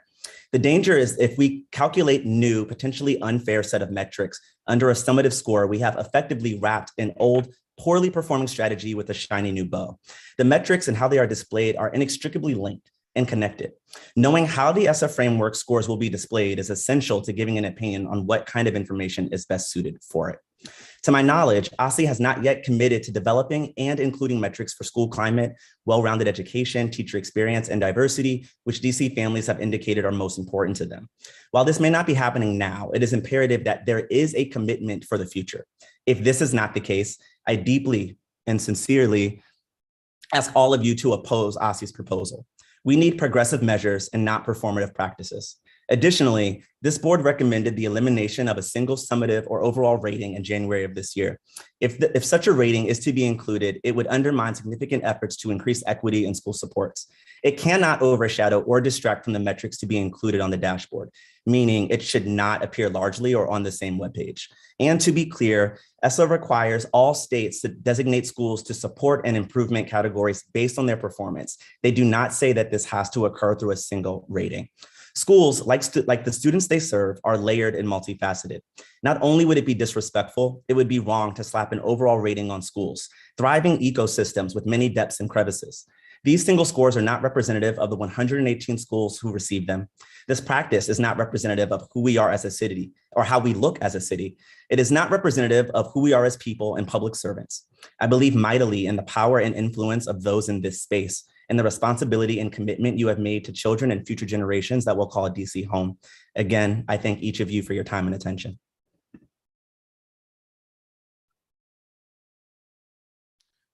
Thank you, Mr. Mullings. Right now, we will move to questions from the state board. As President Sutter said, members will have 2 minutes for questions, and that does include answers. And to please use your raise your hand function if you do have a question for a member of the public. Representative Birnstad, we will start with you.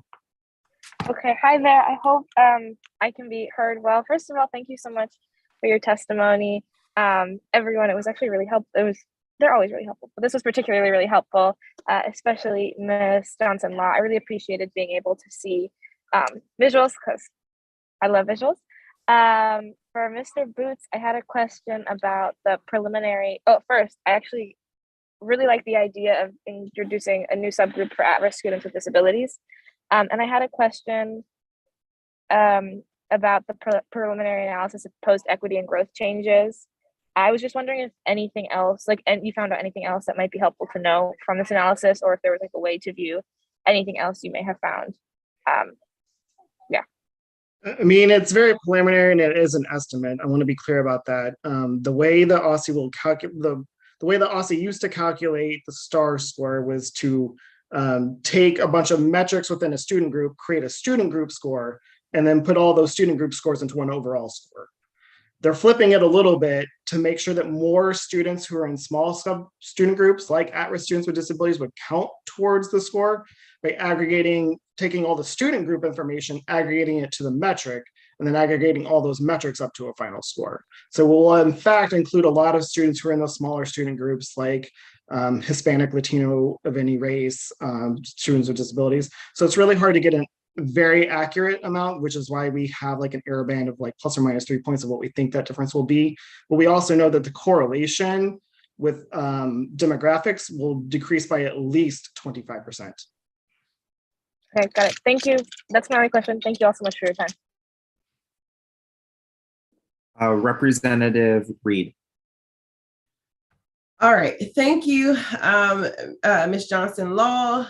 We are going to try to find the chapter and verse for where your display could possibly, where does that information go? Because I think that's key right now, that we don't get out process in this process, in the sense of we need to be responding directly to the amendment. So trying to find out where this information would be housed, on what page. And then also your piece about, from another presentation about the financial support, if that can be tucked in there. Oh my gosh, so many questions, little time. Mr. Boots, I have a question, and it's actually related to Mr. Law's presentation. From the OSSE slide that has those 4 categories, you know what I'm talking about, like the academic growth, something. Is there potential for any overlap that you might see, or double dipping, or does that make sense? I want you. So those 4 buckets that will make the points of scores. There's academic achievement and then academic growth, but I'm just wondering, how do we prevent from double dipping in any of those categories? Do you see any double dipping? Don't think that there is any double dipping. I believe that each of the metrics, remember that there are on average, 85 different measures that are rounded up into an overall score.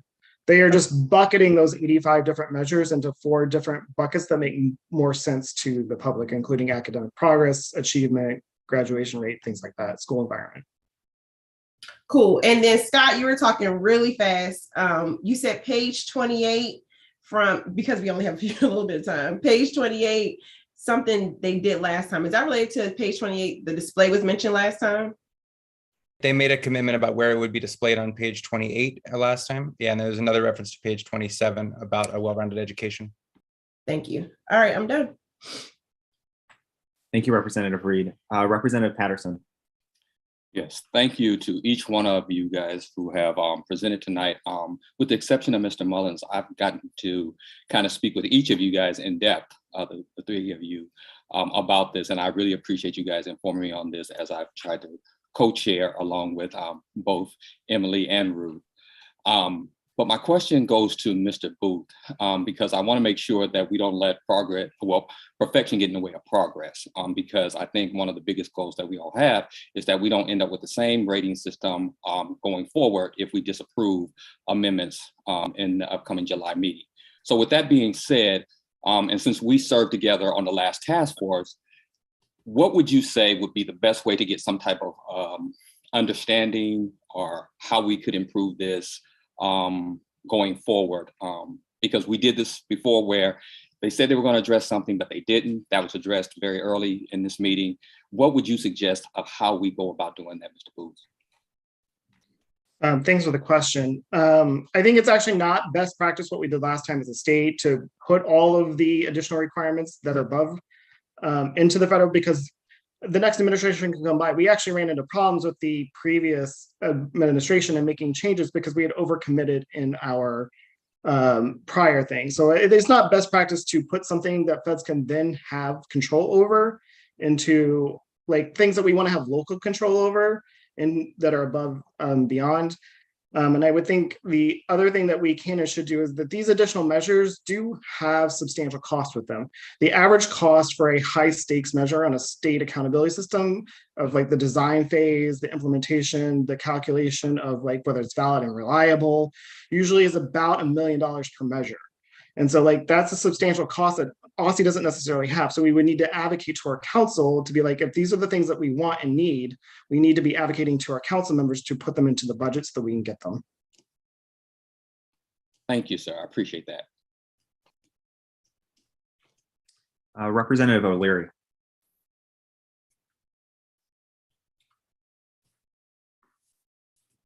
I feel, and I've been trying to work on this for 4 years, that the rating system should be a mirror of schools rather than someone mandating something. And so I think that we need to work very hard in the next month to make sure that whatever we're going to vote on is going to be a mirror of, because our schools are unique. There are no schools in this city that are the same at all. And the whatever report card or whatever you want to call it is going to be, needs to make sure that it reflects that school itself. I'm done. Thank you, Dr. O'Leary. Representative Wattenberg. Hi. So I want to say 2 minutes is very, very short. I think way too short for this subject. And I hope we'll come back for another round and that maybe it can be longer. With that, I want to say very quick thank yous and one question. So first, to LaJoy, I want to say I love what you showed, and you're probably familiar with sort of the prototype that the state board has been showing for a dashboard, and it uses those different colors of green, which LaJoy raised with me, it must be 3 years ago. So one way or another, I really hope those shades of green get in there, because it is a great way of showing that people are moving forward. It's a way of showing that these are degrees of success. So I really appreciate your showing that. Quickly, Mr. Mullins is gone. All right. If I come back, if there's more time, I'll come back. I have a question for Mr. Boots, but I want to ask Mr. Goldstein. And I realize that I switched to Misters after I talked to Ms. Law, so I apologize for that. I get my titles mixed up here. But Scott, to be even here, could you say a little bit about how you would like to see the display work? Like, where should different things be? Yeah, I mean, that's a huge question, but and there's obviously this next round of engagement. What I will say about that now is that this is not, asking them to commit to a very specific place on the page where it will be displayed or exactly what the display is going to look like. I understand they're going to do another round of engagement for that. What we are asking, I think, is a very fair compromise, which is to say, we understand you're still going to have a score. We understand you're going to calculate it. We understand you're going to display it. As Donna said at one of the meetings, we want it to be on a secondary page at the bottom after the things that go into it are listed. But I also want to say very clearly, there's other places where the score goes currently, the DCPS school profiles, My School DC, in addition to the school report card. And it shouldn't be the prominent thing right next to the name of the schools on those sites either. They're all under the executive. They should commit that it's going to be on a secondary page, not right next to the name of the school on all of those pages, not just on the report card. Thank you. And I'll come back with more if we have another round or more time. Thank you, Representative Wattenberg. Representative Gasoi. Well, you're lucky because I had the same question. So if you wanted to say more, Scott, go ahead. Otherwise, I have another question. So. Yeah, I don't have a lot more on that. It's just the point of this, right, is to not have the schools directly labeled, right? And so if you go to the DCPS school profile and that 1 to 100 score they're going to come up with, I think, let's be honest, right? Like students and teachers and families know that a 50 something is an F, right? And a 70 something is a C and a 90 something is an A. There's nothing different between a score and a rating. We can all do that math. So if that number is going to be put somewhere, it shouldn't be right next to the school. It can be on a federal accountability page because of that transparency element. And I think that's a fair compromise. And I think there's no reason they can't state that in the amendment. Great. And with my the time that I have left, can you talk a little bit based on your experience in schools? And I would have liked to ask Mr. Mullins this as well.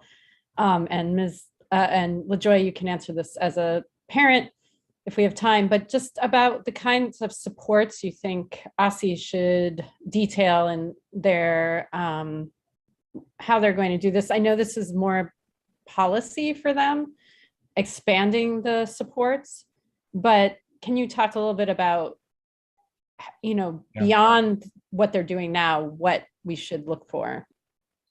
I'll go quick so LaJoy can answer too. That if we're going to create a dashboard, which they intend to do with some elements that we've recommended, which is a positive sign, they should tie supports directly to those elements and say that they're going to do that. And actually, Donna mentioned that they do this in some ways now, but it'd be good to make a specific system for it. If a school scores low on climate or low on teacher retention, they should say in the text that dollars that come in locally, state, federal dollars, grant money that goes through OSSI will be prioritized to schools with specifically low measures on those specific elements. Thanks. And in 23 seconds, LaJoy, anything come to mind? It's so many things. One, like whatever you all decide on, it just needs to be really transparent to families, and it needs to be easy. Whether that you all say a school is exceptional, very good, needs improvement. If a school has a whole bunch of money and does really bad on special education, guess what? You need improvement. And so just really being transparent and showing we've got to fight educational racism. I know you're out of time, but if we're going to sit up here and really talk about changing these metrics, then we need to make sure that we're holding people accountable about how they serve students of color, ELL students, and students with disabilities. And if a school needs to improve on that, then we need to show that in whatever rating you all decide, you need improvement. Thank you. Sorry. Thank you. Representative Thompson. Good evening. Thanks everyone for your testimony. Good thing the timer stopped because I need words. Ms. Johnson-Law, I look forward to you sharing your document with us so I can look more closely at it. I do want to kind of use your point around students and students with disabilities to actually ask a question to Mr. Boots, because I think it's come up previously in some of our conversations around the point allocations for the student groups. One of the things that was raised previously about moving points to increase students with disabilities was a question of like, at what point are subgroups too small? And can you just talk about like how we strike the right balance between making sure we're paying attention to the subgroups that Ms. Johnson-Law is raising in a way that's equitable, and like, when are we, unfairly weighting groups?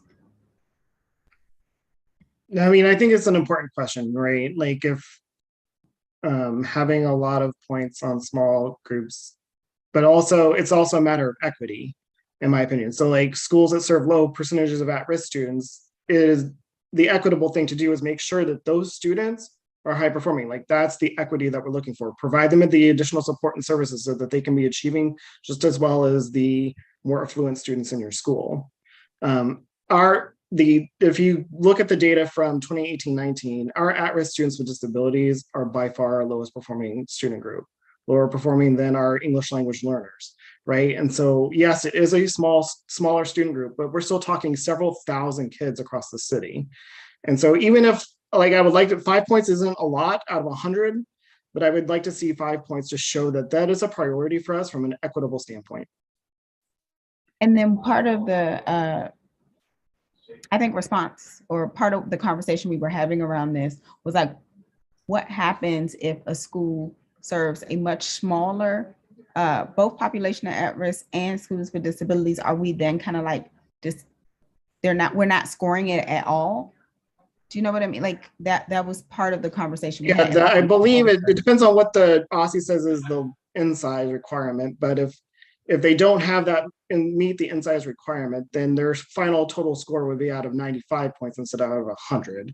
So they just wouldn't, yes, like if there's not enough data there to display it with accuracy, validity, and reliability, we wouldn't include it, but it would just be, the score would be out of 95 instead of 100. Thank you. I'm out of time.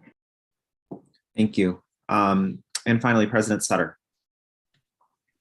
Thank you, Mr. Dew. Thank you to all of our witnesses. I appreciate the input. I guess my question is probably to you, Mr. Boots. You mentioned that the test, the data you ran shows average shrinking of gaps 12 to 18 points, with schools in Ward 7 to 8 and 8 making the largest gains on this new arrangement proposed in the amendment using the old data. And then I heard Ms. Johnson-Law talk about the need to fight educational racism. So in the amendment, it cites our starting scores as Black students in DC, 17% reading proficiently, 13.8 doing math proficiently. We know those have grown, but the reading still sits at like 30. So Mr. Boots, if we're seeing these gaps close, and on this new system, schools, say east of the river, outperforming schools in Ward 6 or schools in Ward 3, why would we want to hide that? Is there a reason we would want to hide those scores, hide that achievement if we're trying to fight for equity in outcomes for our students? I think, President Sutter, that's a great question. Our own analysis of the lottery data showed that parents were prioritizing achievement data above the STAR data when it did exist. And so like, we do need to fight, and I appreciate everything that LaJoy talks about in terms of fighting racism. Like we are, even in 2019, we had 5-star schools in Ward 7 and 8, and we had 4-star schools in Ward 3. And we will have more schools in Ward 7 and 8 who will be outperforming schools in Ward 3. That's a narrative we should be talking about, not burying. And so I appreciate the question. And I think I also want us to take away, like when there is a school with a low score, that we should that's on all of us. That's on me, that's on the state board, that's on our parents, that's on our teachers. Like we should be figuring out, how do we give them the supports? We should be all advocating to our council members, how do we give them the supports? We should be advocating to the chancellor, we should be advocating to the heads of schools of those LEAs. It should be on all of us. And with that, I know my time is up, I apologize, but that also is related to how we do the floors and targets for all of these measures moving forward, previously it was 10th and 90th percentile, which always stated that there would be winners and losers. So even if everyone raised, there would still be losers, and I hope we get rid of that. Thank you, Mr. Boots. Members, we are going to move forward. So we're going to thank our public witnesses for their comments tonight. We appreciate all of your input. We are looking forward to continuing dialogue with folks as we consider OSSE's language on July 6th and as we hear their feedback from the public comment. So if you want to make sure we have your contact information, I think for our witnesses who remain, we all have your contact information, but if you want to drop it in the chat so we have your preferred contact info, we'd like to be in ongoing dialogue with you all as we get this next presentation from OSSE as we consider input from the public. Thank you all for your comments tonight. We deeply appreciate you taking your time. Members, we're going to move to our votes for the evening, and we'll begin our votes with a ceremonial resolution recognizing the Spring Sports Championships. Representative O'Leary, would you like to make the motion? I would love to make the motion. Thank you, Dr. O'Leary. Is there a second? Second. The motion being properly moved and seconded, Mr. Ju will read the resolution.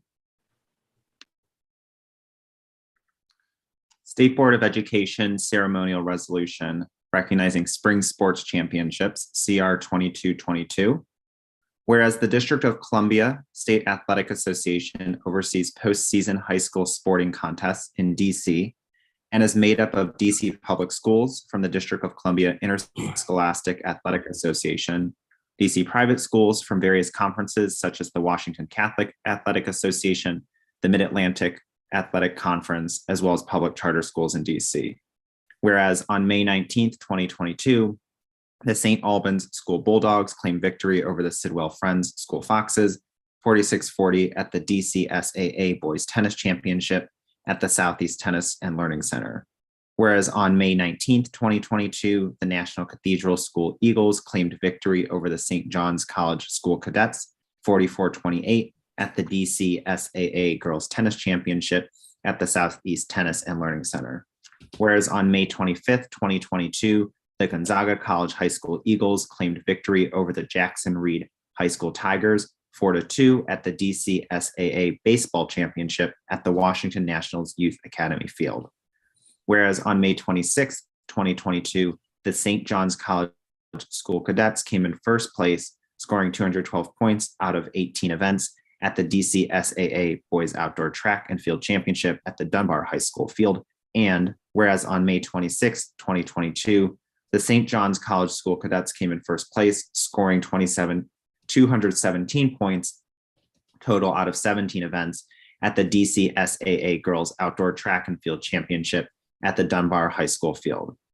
Now, therefore, be it resolved that the DC State Board of Education recognizes and congratulates the dedication and hard work inside and outside of the classroom of the student athletes and coaches of Gonzaga College High School, St. Albans School, National Cathedral School, and St. John's College School on their 2022 DC SAA championship victories. Thank you, Mr. Ju. Is there discussion?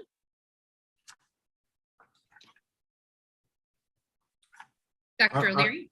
Yes, I would just like to put in, when we were talking earlier about the school report card or whatever you want to call it, the time and energy that the coaches and the players put into their respective sports throughout the year. And sometimes it's hard for teachers to understand all of the time that these athletes and coaches put to try to win a championship or be successful in a sport or be better leaders. And that's when I was saying about the report card being a mirror, is that, you know, as an athlete it was more important to me than going to class. Being an athlete is unique, and it's also something that helps you become something else. And all those athletes, females and males, who went above and beyond just being a student deserve our plaudits. Thank you. Well said, Dr. O'Leary. Seeing no further discussion, the motion is on adoption of CR 22-22. Mr. Ju will call the roll. Representative Lopez, Aye. Representative Birnstad, Representative Gasoi, Aye. Representative Chang, Aye. Representative Wattenberg, Aye. Representative O'Leary, Aye. Representative Parker, Representative Parker, Representative Reid, Aye. Representative Patterson, Aye. Representative Thompson, Aye. and Representative Sutter. Aye. The motion is approved. Thank you very much, Mr. Ju. Next up is CR 22-23, celebrating Juneteenth Independence Day. Is there a motion? So moved. A second? Second. Thank you. The motion being properly moved and seconded, Mr. Ju will read the resolution into the record. State Board of Education Ceremonial Resolution celebrating Juneteenth Independence Day, CR 22-23.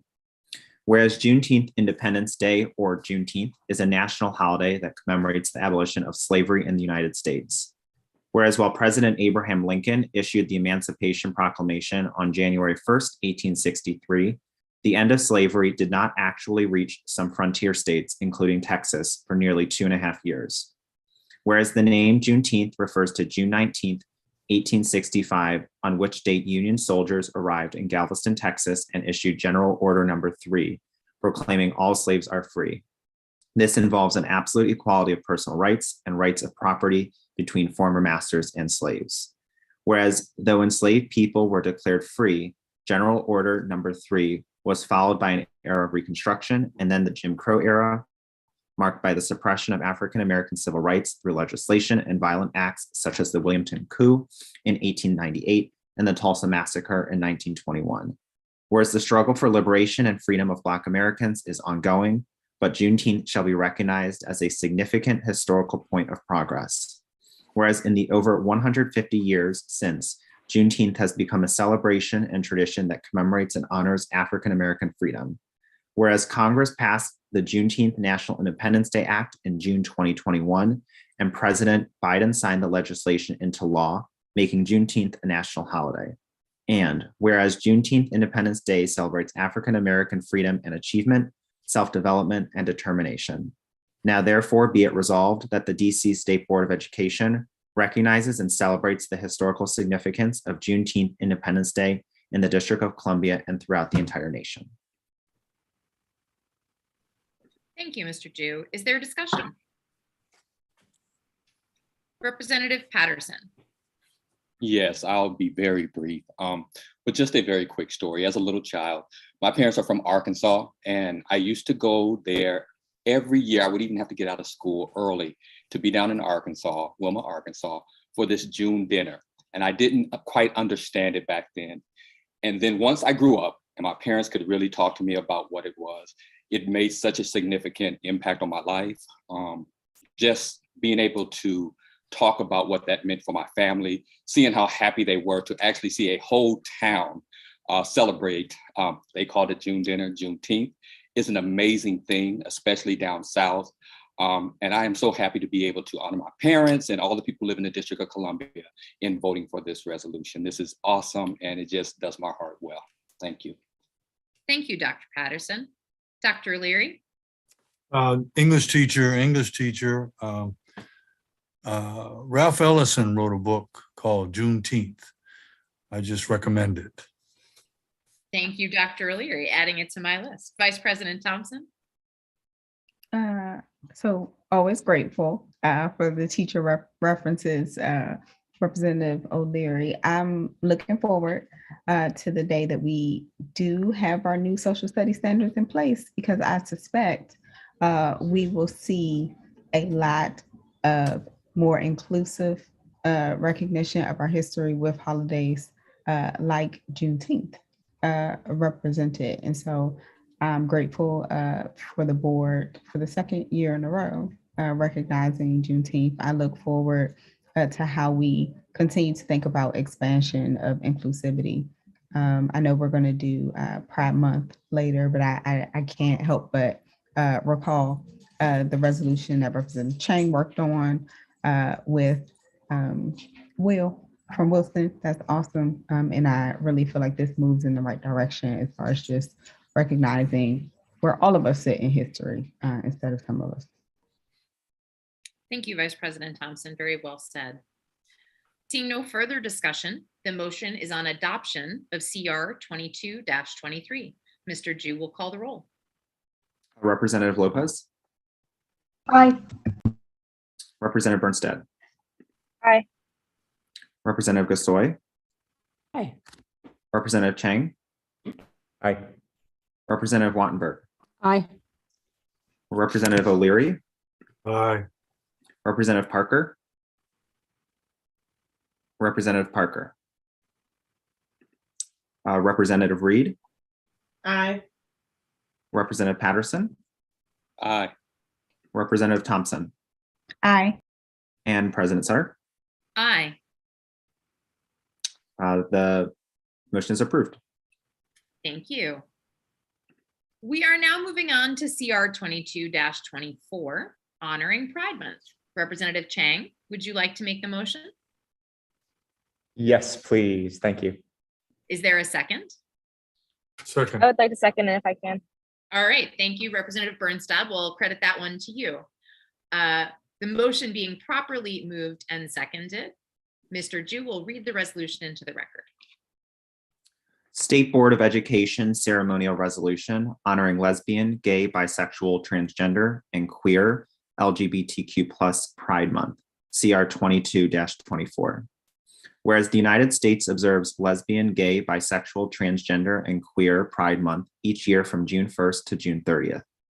Whereas on June 28th, 1969, hundreds of members of the LGBTQ+ community rose up in protest and demonstration at Stonewall Inn following a police raid on the bar, marking a watershed event for the gay liberation movement and the modern LGBTQ+ rights movement.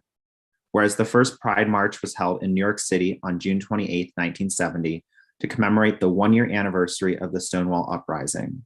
Whereas each June, we honor the trailblazing individuals before and after Stonewall, whose defiant calls for freedom and equality catalyzed protests, marches, parades, and cultural changes around the nation. Whereas each June, we celebrate the liberating joy of experiencing and expressing queer identities. Whereas despite the triumphs of the LGBTQ+ rights movement, widespread de facto and de jure discrimination against community members persists. Whereas 2021 marked the deadliest year on record in violent crimes against transgender and non-binary people in the United States, 50 fatalities were recorded by the Human Rights Campaign, targeting transgender women of color and Black transgender women in particular. Whereas state legislatures across the country continue to violate the bodily autonomy of transgender youth by passing bills that prevent them from receiving gender-affirming surgery and accessing bathroom facilities. Whereas Gallup polling found that compared to all 50 states, the District of Columbia is home to the highest percentage of adults who identify as lesbian, gay, bisexual, or transgender, making up 10% of its residential population in 2013. Whereas the 2019 District of Columbia Youth Risk Behavior Survey found that lesbian, gay, and bisexual students make up 15.9% of high school students in the district, and transgender students make up 1.9% of district high school students. And whereas these district students are more likely to be removed from the classroom for disciplinary reasons, twice as likely to be bullied on school property, and more than twice as likely to experience suicidal ideation when compared to their heterosexual peers. Now, therefore, be it resolved that the DC State Board of Education will make every meaningful effort to include LGBTQ+ youth voices and center their needs in its advisory responsibilities. Now, therefore, be it further resolved that the DC State Board of Education continues to advocate for the advancement of LGBTQ+ inclusive education standards and push for change that will help all students feel represented and safe in schools. And now therefore be it finally resolved that the DC State Board of Education recognizes LGBTQ+ Pride Month and commits to supporting and fighting alongside the LGBTQ+ community in their pursuit for full equality, representation, safety, and visibility, not only within this month of June, but every day thereafter. Thank you so much, Mr. Ju. I'm going to start with Representative Chang and then go to Representative Birnstad, and then we'll continue.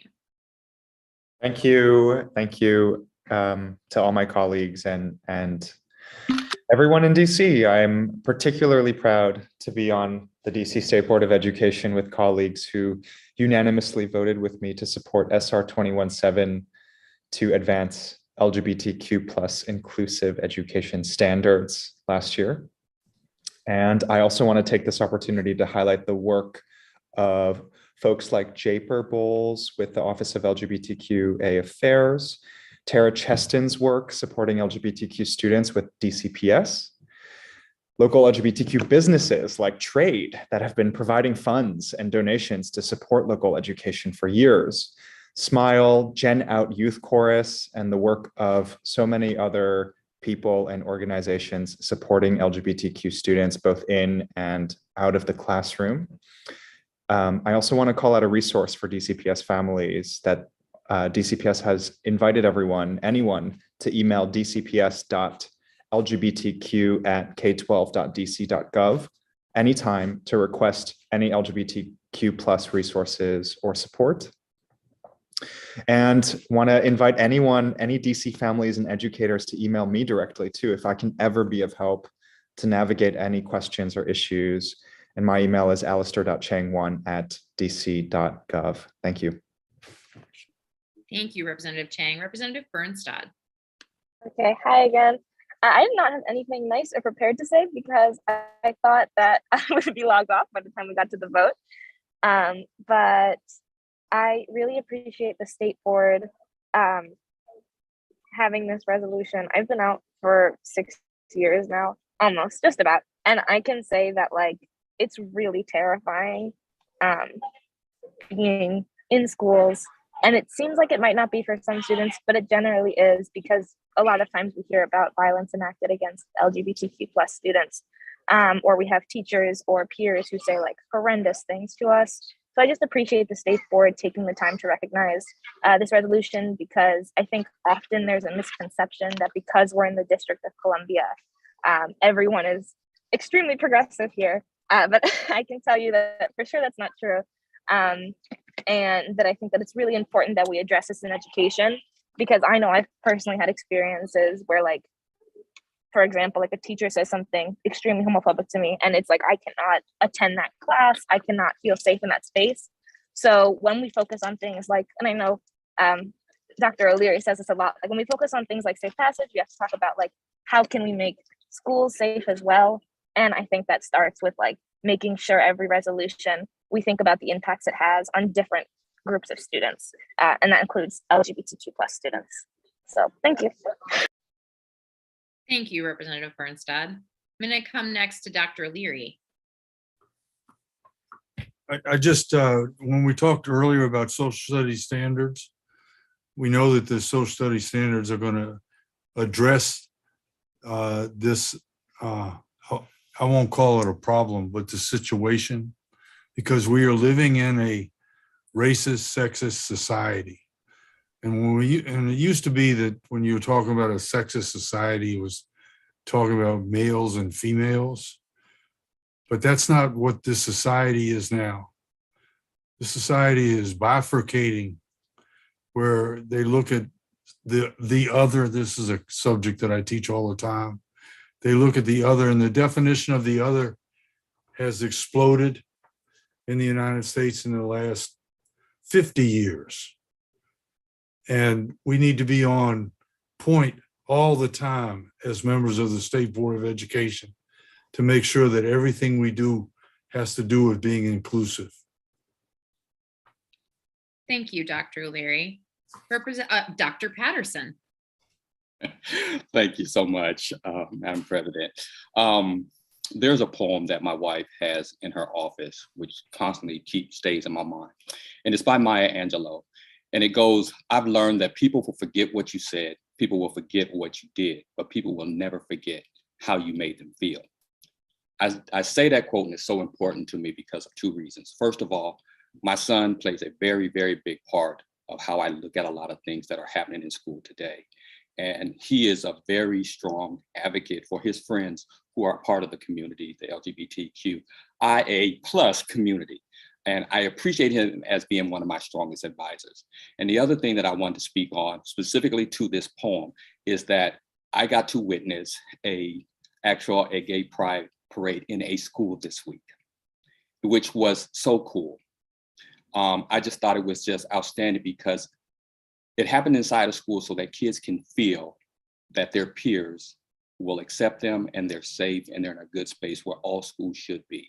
So I am so happy that we're doing this, that we are in the forefront of making sure that our children feel like they can be their authentic selves wherever they find themselves. So I look forward to voting yes on this resolution. Thank you, Dr. Patterson. Dr. Gasoi. Thank you. I just want to say, well, first of all, when there is a whatever day or whatever month, that it's something that we're not doing proactively enough as a society.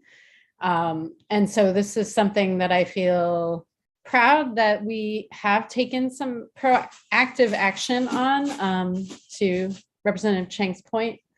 And it's very personal to me. I am a parent of a gender fluid kid. And as that child gets older, it is scary. And I just want to thank Representative Birnstad for sharing your personal story. It's definitely something that I'm starting to think about, as we get towards middle school. And I just want us to be proactive about making sure our kids are safe and that they feel that they can grow into who they are. So. Thank you, Dr. Gasoi. Vice President Thompson.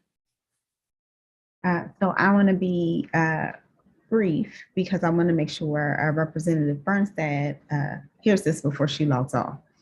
So I just want to say thank you, both to Representative Birnstad, but to our entire Student Advisory Committee. They make us so much better, so much stronger. I really do value their candor. I really do value their vulnerability. I really value all the things they share with us and keep us grounded about both what is happening in schools, but how students are feeling and what they see as solutions. And so I want to thank you all just for letting us be a window into how we can make things better for you. And so I appreciate the conversation we had around safe spaces at the Student Advisory Committee. I can't say anything, but, empathy is important. And sometimes I know we have a conversation around representation, but sometimes you don't have to be part of a community to have empathy and say, like, what can I do for you as another human being? And so I just want to thank you all so much. Representative Birnstad, safe travels. But I think that's really important for us to recognize, like, who pushes us and give credit when credit is due. So thank you. Thank you, Vice President Thompson. Representative Parker. Yes, my apologies for being off camera, and I'm going to try and keep this as short as possible so we can keep as many members on. But just wanting to acknowledge the importance of this resolution and this recognition, not just this month, but in general, and wanting to make the connection to the importance and push for student mental health supports in our schools, which is a priority in this budget and continues to be, but also the very high rates of bullying that we hear regularly from our sister offices, and knowing that many of our students who are queer or who are seeking to identify with themselves or learn more about themselves are in that number. And so for me, what I'm thinking about with this resolution is just how we can continue to increase the safety in our schools, increase queer affirming spaces within our schools, but also expanding beyond just this month. So thank you for this resolution. I'm going to keep it short, and I'm looking forward to voting for it. Thank you, Representative Parker.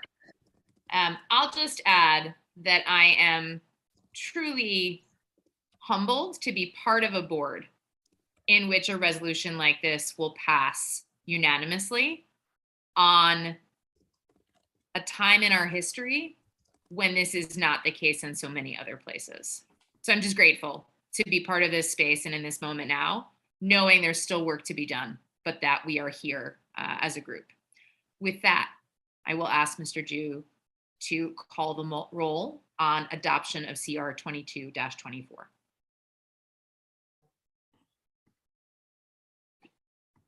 Representative Lopez. Aye. Representative Birnstad.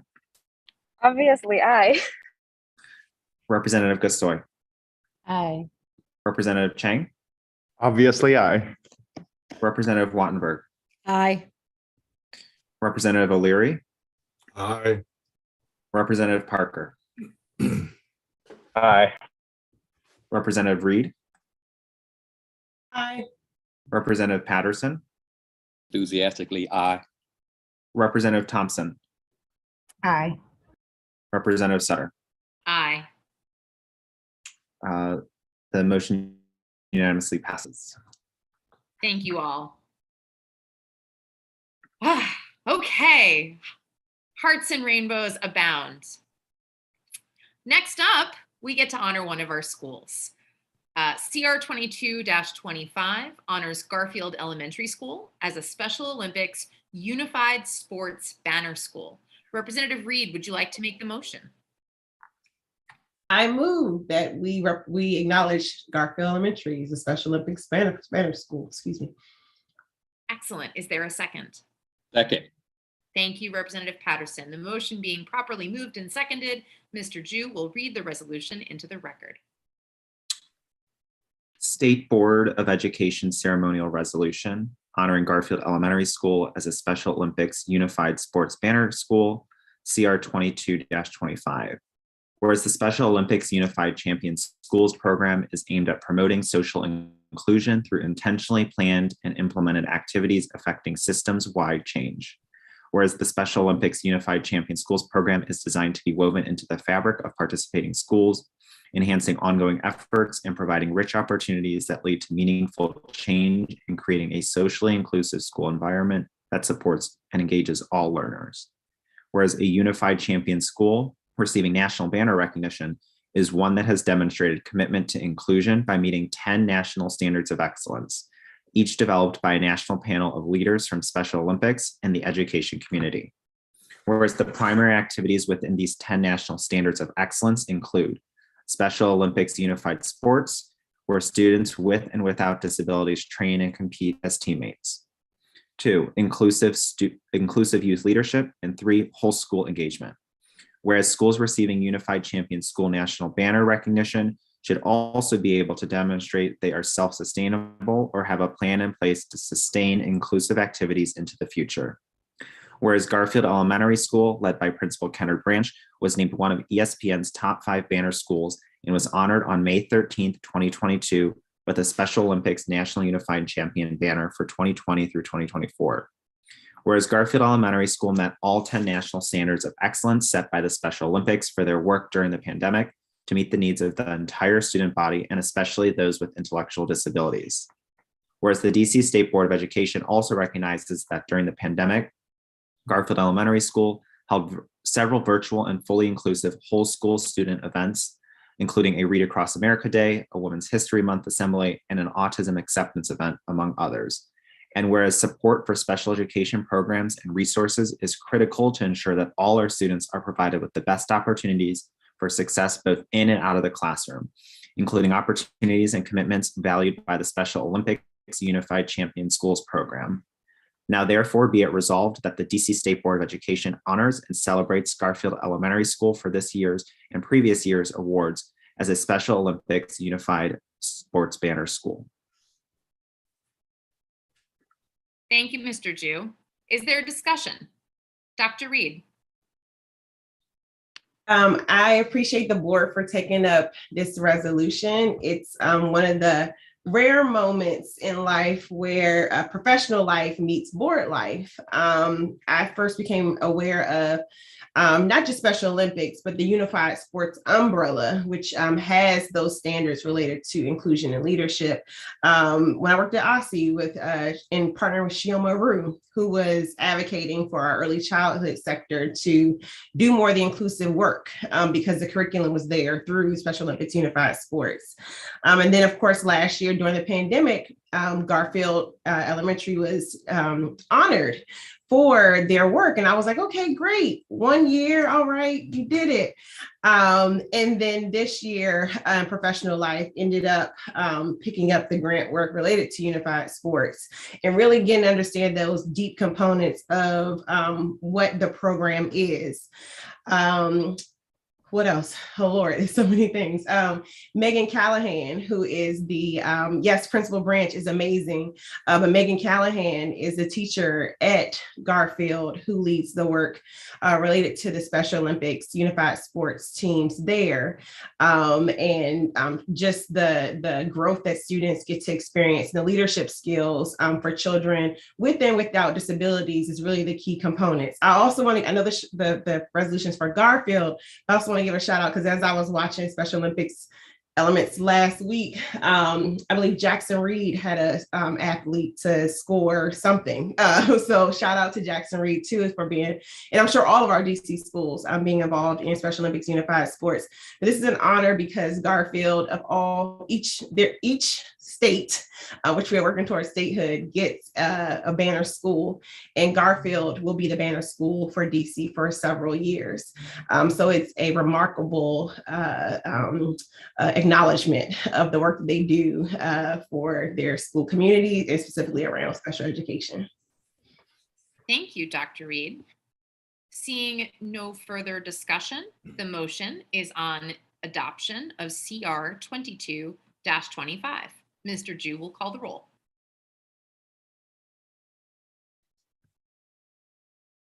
Representative Lopez. Aye. Representative Birnstad. Aye. Representative Gasoi. Aye. Representative Chang. Representative Chang. Representative Wattenberg. Aye. Representative O'Leary. Aye. Representative Parker. Aye. Representative Reid. Aye. Representative Patterson. Aye. Representative Thompson. Aye. And Representative Sutter. Aye. The motion passes. Thank you very much. All right, finally, we are moving to CR 22-26, honoring the service of John Paul C. Hayworth. I am very pleased to move this resolution recognizing Mr. Hayworth's 7 years of service to the State Board and his numerous other accomplishments and contributions. Is there a second? Second. Thank you, Dr. O'Leary. We are pleased to be joined tonight by Mr. Hayworth here in the Zoom so he can hear himself be spoken about, which we all know John Paul loves. The motion having been properly moved and seconded, Mr. Ju will read the resolution into the record. Can we get him on screen while he's reading this so we can watch him blush? We haven't even started. He's blushing. Sorry, now I'm speaking out of turn. Fraser, if you are you in gallery view? Or sunburned on his, on his leaf. It's gonna be from tears. We're gonna go with sunburned. We're gonna go with sunburned. Here, I will pin former executive director Hayworth.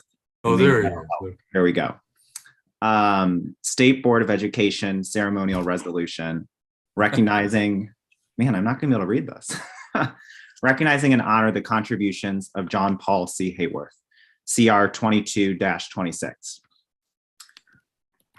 Whereas John Paul C. Hayworth joined the DC State Board of Education as the agency's first executive director in 2015, after serving in 2 mayoral administrations and on Capitol Hill.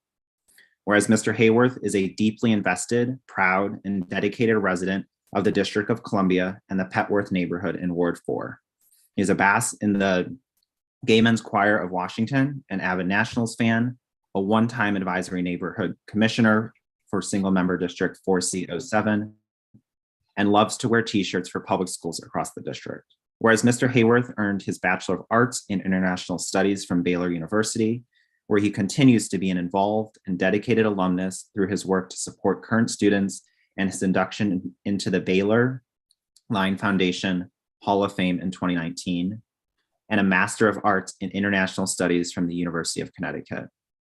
Whereas under Mr. Hayworth's 7-year tenure, he transformed the DC State Board of Education from an ineffective rubber stamp agency to a functional, impactful elected body of advocates and change makers, as well as an agency with increased staff capacity, as noted by the agency's policy team, Office of the Ombudsman for Public Education, Office of the Student Advocate, Student Advisory Committee, and numerous other external task forces and initiatives. Where Mr. Hayworth has used his extensive knowledge of district government to help the state board grow as an agency and better and more effectively partner with agencies throughout the district's education cluster. Whereas Mr. Hayworth has been involved in helping local government find solutions since he was appointed to a student position on the school board in his hometown of Olathe, Kansas. Whereas Mr. Hayworth consistently endeavored to make the work of the state board more accessible and comprehensible through his innate ability to meaningfully connect, lead, and manage. Whereas while much of the work Mr. Hayworth did was behind the scenes, the policies and procedures he created and implemented gave the state board a new level of respect and gravitas within the echelon of the district's education policymakers. Whereas Mr. Hayworth nurtured relationships for the state board with many local and national partners, such as the National Association of State Boards of Education, the National Council of State Board of Education Executives, the National Archives for National History Day, the Coalition for Community Schools, and a number of university partnerships with which the state board has sourced its policy fellows. Whereas Mr. Hayworth has shown great vision, much patience, an immense amount of grace, and embodied the highest standards of leadership, especially during the last 2 years while the state board needed to meet virtually due to the COVID-19 pandemic. Whereas Mr. Hayworth was a huge proponent of professional development for state board staff and policy fellows, caring for and personally investing in each's career development and personal growth. Whereas Mr. Hayworth was a remarkable listener and convener, always putting forth his best effort to try to meet the needs of each elected member and consistently drawing on his knowledge and experience to advise members and provide support to the state board's committees. Whereas Mr. Hayworth uplifted and advocated for student voice and leadership, never losing sight of who his work on the state board was for, and always figuring out a way to elevate, sustain, and expand student voice over the years. And whereas John Paul C. Hayworth is the epitome of a true public servant, always working to ensure the government is functioning for and meeting the needs of its people. Now, therefore, be it resolved that the DC State Board of Education wishes him the best of luck in his new endeavors and looks forward to many more years of friendship and advocacy with him in his new role as a private citizen.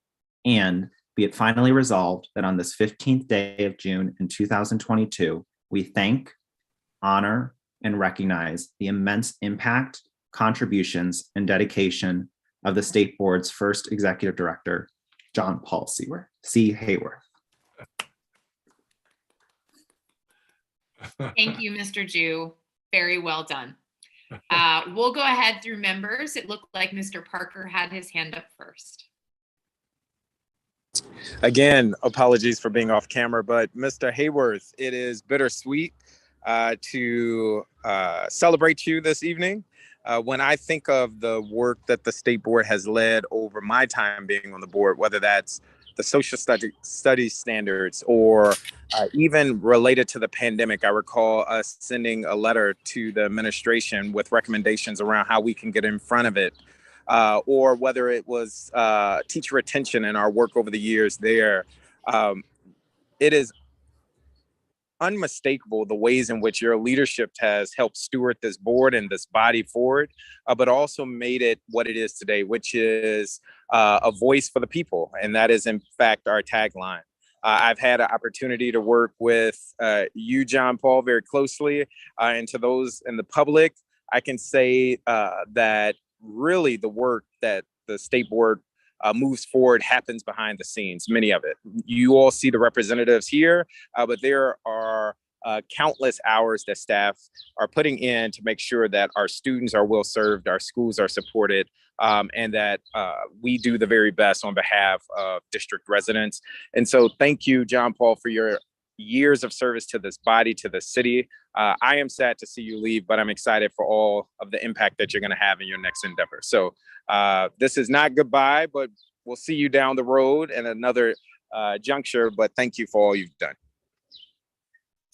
Next, we'll go to Dr. Patterson. Where do I start? But I will make this brief. I will say that Alex read a part that truly speaks to my spirit as far as when he referred to you as a public servant. I've gotten to work with you outside of my position on the State Board of Education, and now for the last 2 years as a member of the State Board of Education. And what makes you such an amazing and incredible public servant is that you care. Simply, you care. And you always put that first. You care for our students, our families, the residents of the District of Columbia. And it's rare that we have such an awesome person in a position that can make such an impact that cares as much as you do. You know how I feel about you. I've texted you many a times. You know how much I appreciate you.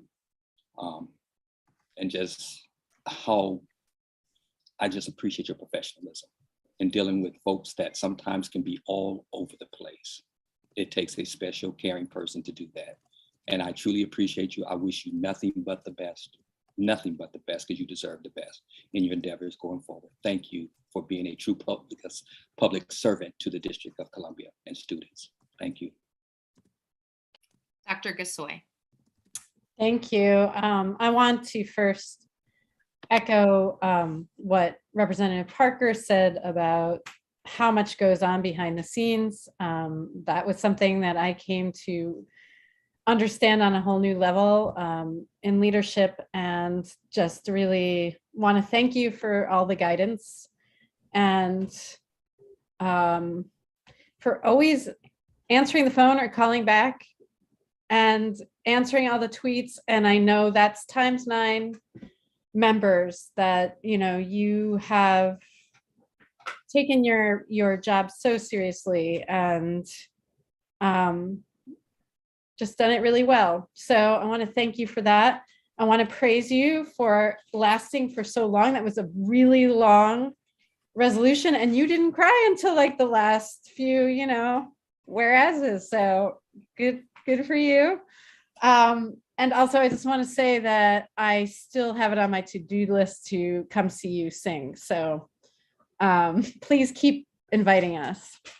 But yes, thank you for everything, and good luck in this next chapter. Representative Wattenberg.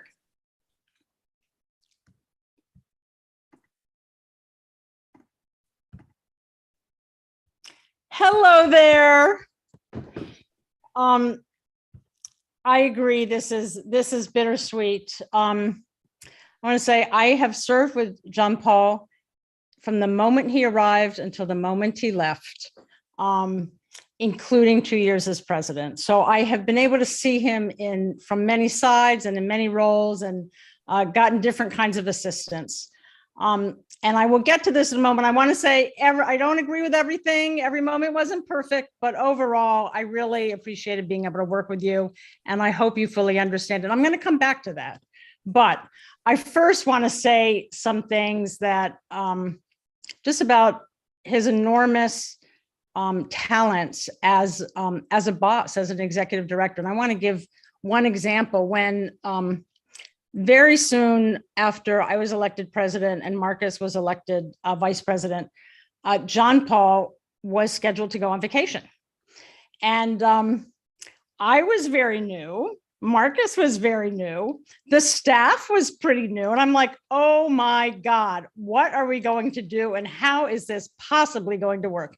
And I don't know how much I revealed to you, John Paul, about just how crazy I thought this all could work out. And Alex, I'll say that to you too. I don't think I said to you how crazy I thought it all might work out.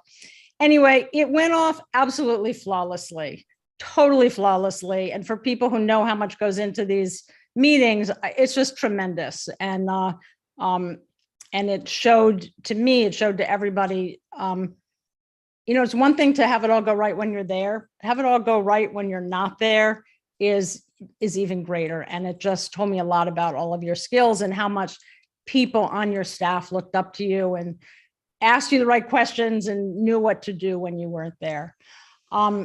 Just another example, and I think I'll just give one more is, and somebody mentioned this, when we turned to virtual, again, I was present. I saw that was like amazing. I mean, suddenly out of nowhere, we're in a pandemic. None of us has ever been in a pandemic. What do we do? And if I'm not mistaken, I think we may have missed one meeting, and that was it. And then we got back, and not only did we get back, but because of the ease with which people could come and the horrible realities that people were dealing with, the numbers of witnesses went up. And so we had to deal with that, and we had to figure out how to show them and anyway, I cannot tell you how much I appreciate it and admire it, because it was very challenging. The resolution talks about how much the board has changed in these 7 years. And indeed it has grown in some ways that I'm so appreciative of. As some people might guess, I still think that we are a little too locked into a role of maybe a little too rubber stamp, a little too looking at what are the other officials in the city going to think. And our governance makes it hard for us to completely break out of that role. So it's not just what we want, it's we are ruled by laws. And so what we can do is limited by that. I say all of this to say that whether we've gotten as far as I want or not, or whether we've gotten as far as he wants or anybody else on the board wants, the entire 7-year period was a period of trying to figure this out. It means growing pains. And I can assure you that when I was president, we had a lot of growing pains, but we all grew, the board grew, and I think all of us personally grew. And I really wish you the very, very best, John Paul. And I know that we will see each other again. And I also want to say one thing is I sent you a message and it hasn't been opened. And I think it's because I must have sent it to your board phone, which must be turned off. So I hope that either in this chat or separately, you will send me some contact information so I can send you this message that I sent you on Friday. All the very, very best to you. Thank you, Representative Wattenberg. Dr. Reid. Hello, had to find all the buttons. Hi, John Paul. Okay, so in the 90s, MTV wrote out a series called The Real World. And its intro is very applicable to the work of the board. So I like to remix that for you a little bit. This is a true story of 9 strangers, representatives. Some know each other, others don't. Picked to work on a board, work together, have their lives taped and transcribed to find out what happens when people stop being polite and start getting real. And I appreciate your work towards that last part of letting us be real and letting us really dig into the issues that we feel affect our children and families the most. So thank you for shepherding us through that work. I know it's only been a couple of years for me, but I appreciate the pace that you often moved us through many of the topics that we have covered in my 2 years on the board. I am pretty sure that those skills will not just get you got you to this new position, but will get you through it, as well as the many other steps and opportunities that you will encounter in life. So it's been a pleasure, and best wishes.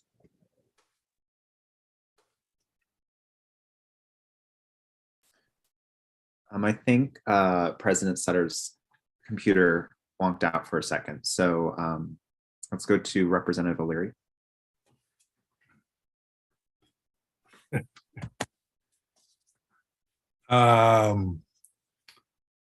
So when I got on I never knew John Paul before I got on the board, and somehow I got elected, and I came on the first day, and the first thing I asked John Paul was, what am I supposed to do? Because I knew absolutely nothing about what I was supposed to do. And that was 4 years ago. And probably last month, I called John Paul and I said, what am I supposed to do? Because I know, and I knew that he always had the answer. And if he didn't have the answer, he knew where to go to get the answer. And that's what a true leader is. Someone who will listen, someone who will advise, and someone who will always give you the information that you need to know, whether or not it's the good information or the bad information. And I have appreciated our relationship for the last 4 years. And I know that it will last until I leave this mortal coil. And I love you, man. And I think that you've been a fabulous leader. And I know that wherever you go next, that they will recognize that too. Thank you. Thank you, Representative O'Leary. Representative Lopez. Hi, Mr. Hayworth. It's really nice to see you again. I have to agree, it is bittersweet to see you go. It's really hard to see you go. I feel like I just met you a year ago and now you're leaving. But I'm excited to see everything else that you will do. And you're awesome. You're amazing. The advice that you've given me to guide myself as a student representative and work with the board and the members and yourself are truly appreciated. You've not only given me advice on how to work in the professional environment, but advice on how to be a human too. And I really appreciate that. And thank you for replying back to that first email that I think I titled like interested in the SAC or something like that.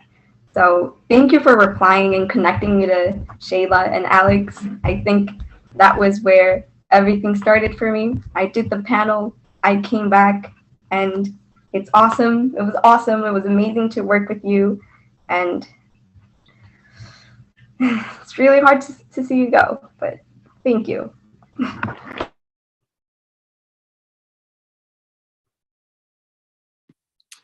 Vice President Thompson. I have nothing but gratitude to issue, John Paul. I will say your reputation precedes you because my member or my former member, Representative Williams, former President Williams, has nothing but kind words to say about you. And before I ever even thought about running for the board, she would say to me, John Paul really keeps us together. He's somebody I lean on, all the different things. And I can say that has only been true. as far as my experience on the board. So I knew that you were someone I can call on as far as your expertise. I knew you had those special skills, those special set of skills, I guess, that make you like a chief corraler of cats, because that's what we tend to be as elected officials. I knew that you were very invested in supporting our small but mighty team. And for all of those things, I am grateful to you. I also knew that you were a phenomenal and well-intentioned human being. What I did not know is that when I got to meet you, that there would be times where I'm like, oh, and he has really great taste in t-shirts and polish as well. And so I have only found out even more things that I'm excited about. And I wish you all the best in your next role. I'm so grateful you were our first executive director, and I'm so grateful for your time with us because of your work, you will not be our last. You aren't just a flash in the pan. You truly have been a pioneer that other people can come in and follow after and have positioned us to be bigger, better, and stronger. So thank you. Thank you, Vice President Thompson. So, Mr. Hayworth, I have a statement from a former member to read that was passed through Representative Chang. This is from Jack Jacobson, former Ward 2 representative and president of the state board. Mr. Hayworth quite literally transformed the State Board of Education from an ineffective rubber stamp agency to a functional, impactful elected body of advocates and change makers.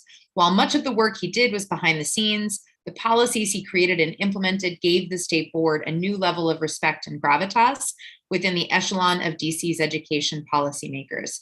His exceptional leadership, his tireless efforts to advance the board's work, his management skills that built an elite team of education policy professionals unrivaled within the DC government will all be missed.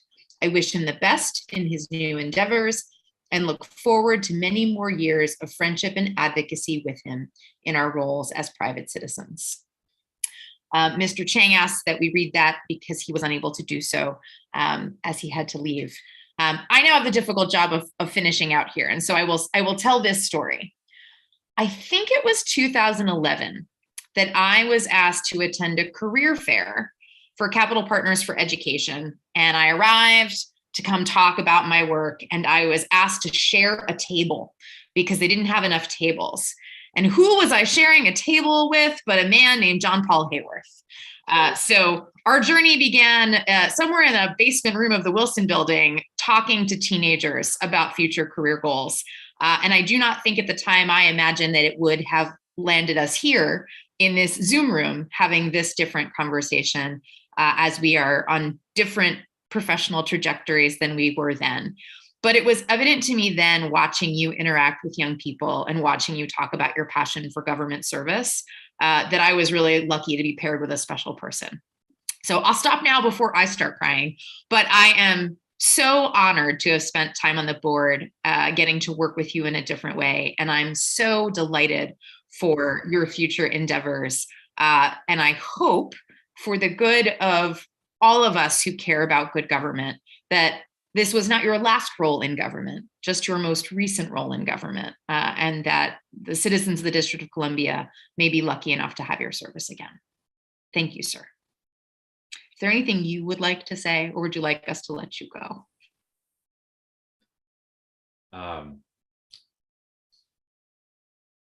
Thank you. It's I tried so hard.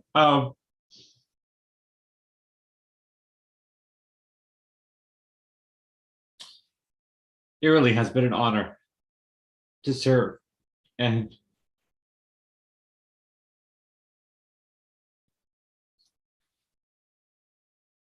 because of the importance of your roles as elected officials and as the staff, it has been an honest pleasure to be part of that.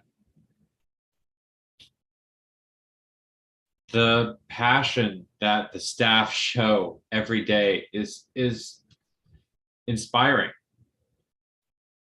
it's what's kept me at the state board for so long. And the vigor that the elected members bring to every conversation, every single one.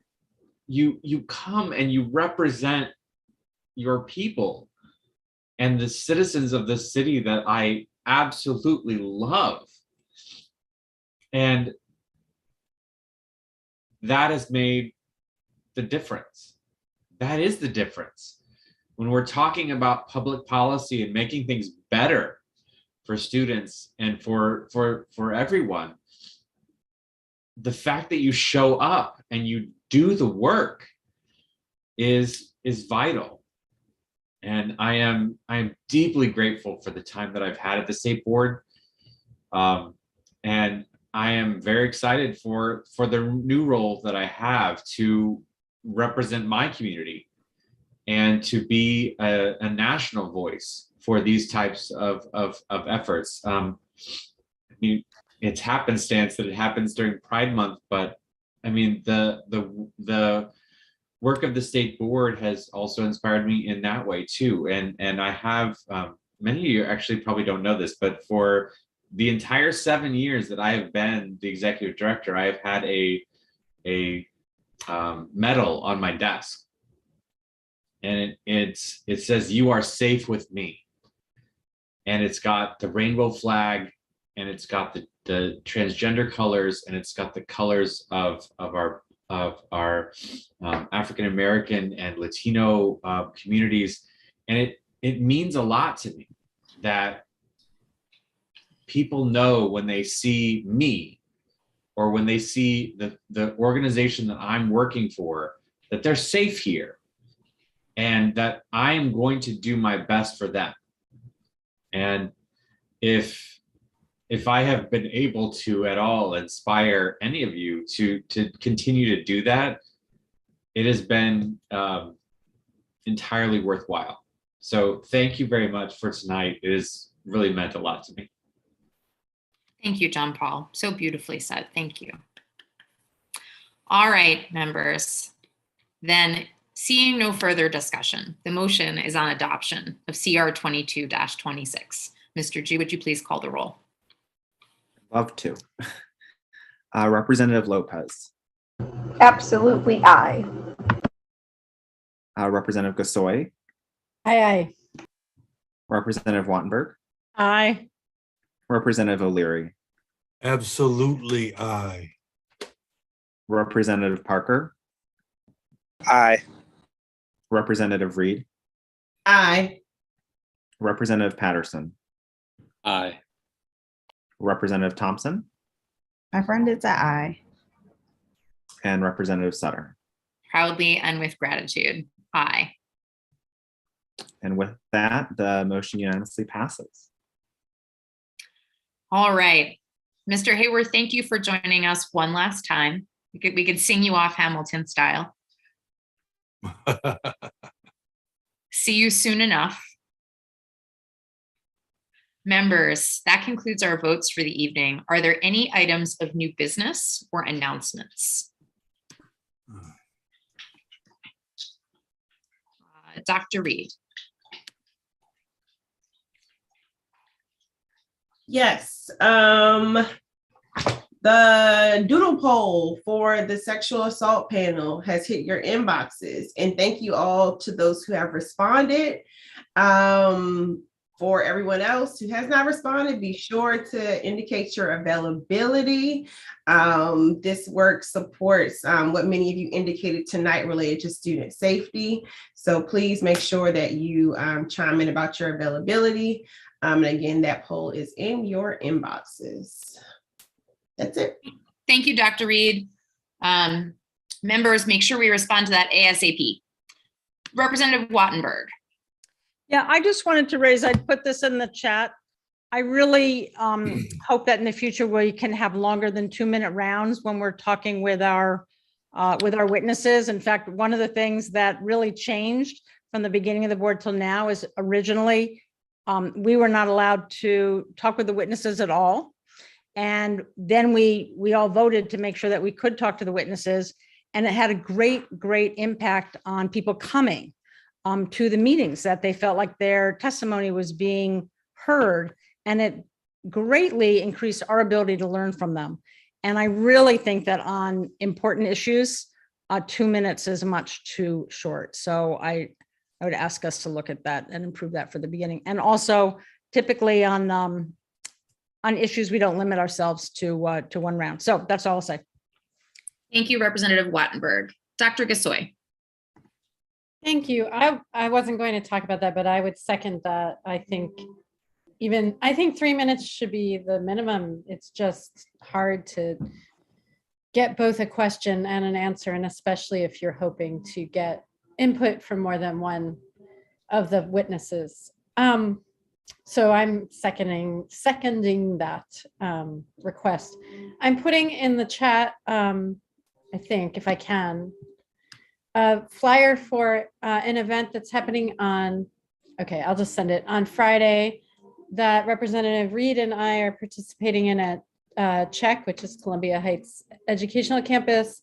It is sponsored by the Mount Pleasant Library in Ward 1, and they're giving away books and food, and Representative Reid and I will be joining a Ward 1 A&C commissioner as a team of 3 playing basketball with the Mount Pleasant Library staff, and then we'll give it over to the middle school students who will really show us how it's done. But if you want to come up to Ward 1 and visit CHEC, which is an amazing school, and see us make fools of ourselves and the kids show us how it's done, we invite you Friday at 4 p.m. Thank you, Dr. Gasoi. I will simply say, having shared a stage with Dr. Reid and Vice President Thompson, they are masters of the dance. So I have no doubt that Dr. Reid is gonna show up on the court. Good luck. Vice President Thompson. So with that, I'm just gonna keep my reigning title as champion and not even be jealous that I was not invited because, just gonna keep it nice and good as it is.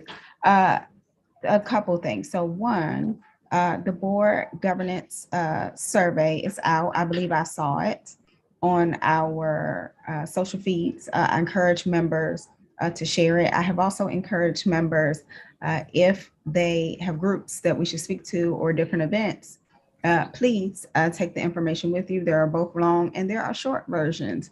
I do appreciate Representative Wattenberg for taking the initiative to contact the Ward 3 Ward 3 feeder group. And I was able to go with her. I flagged this because ideally someone goes with you to be able to take notes, to make the load a lot easier. So if you have stuff already scheduled, let me know. I say let Darren know, but good for him, he's on vacation. So that. Second, since we are thinking about to-dos, before Pride Month, if you have not told us what color you want to wear, let me know. You can simply respond back to the text that went out. I did claim yellow for the record, but happy for people to claim other colors as we have voted on our resolution and we have some other things that we would like to do. So thanks everyone for that. Thank you, Vice President Thompson. I'll just add one reminder to our committees.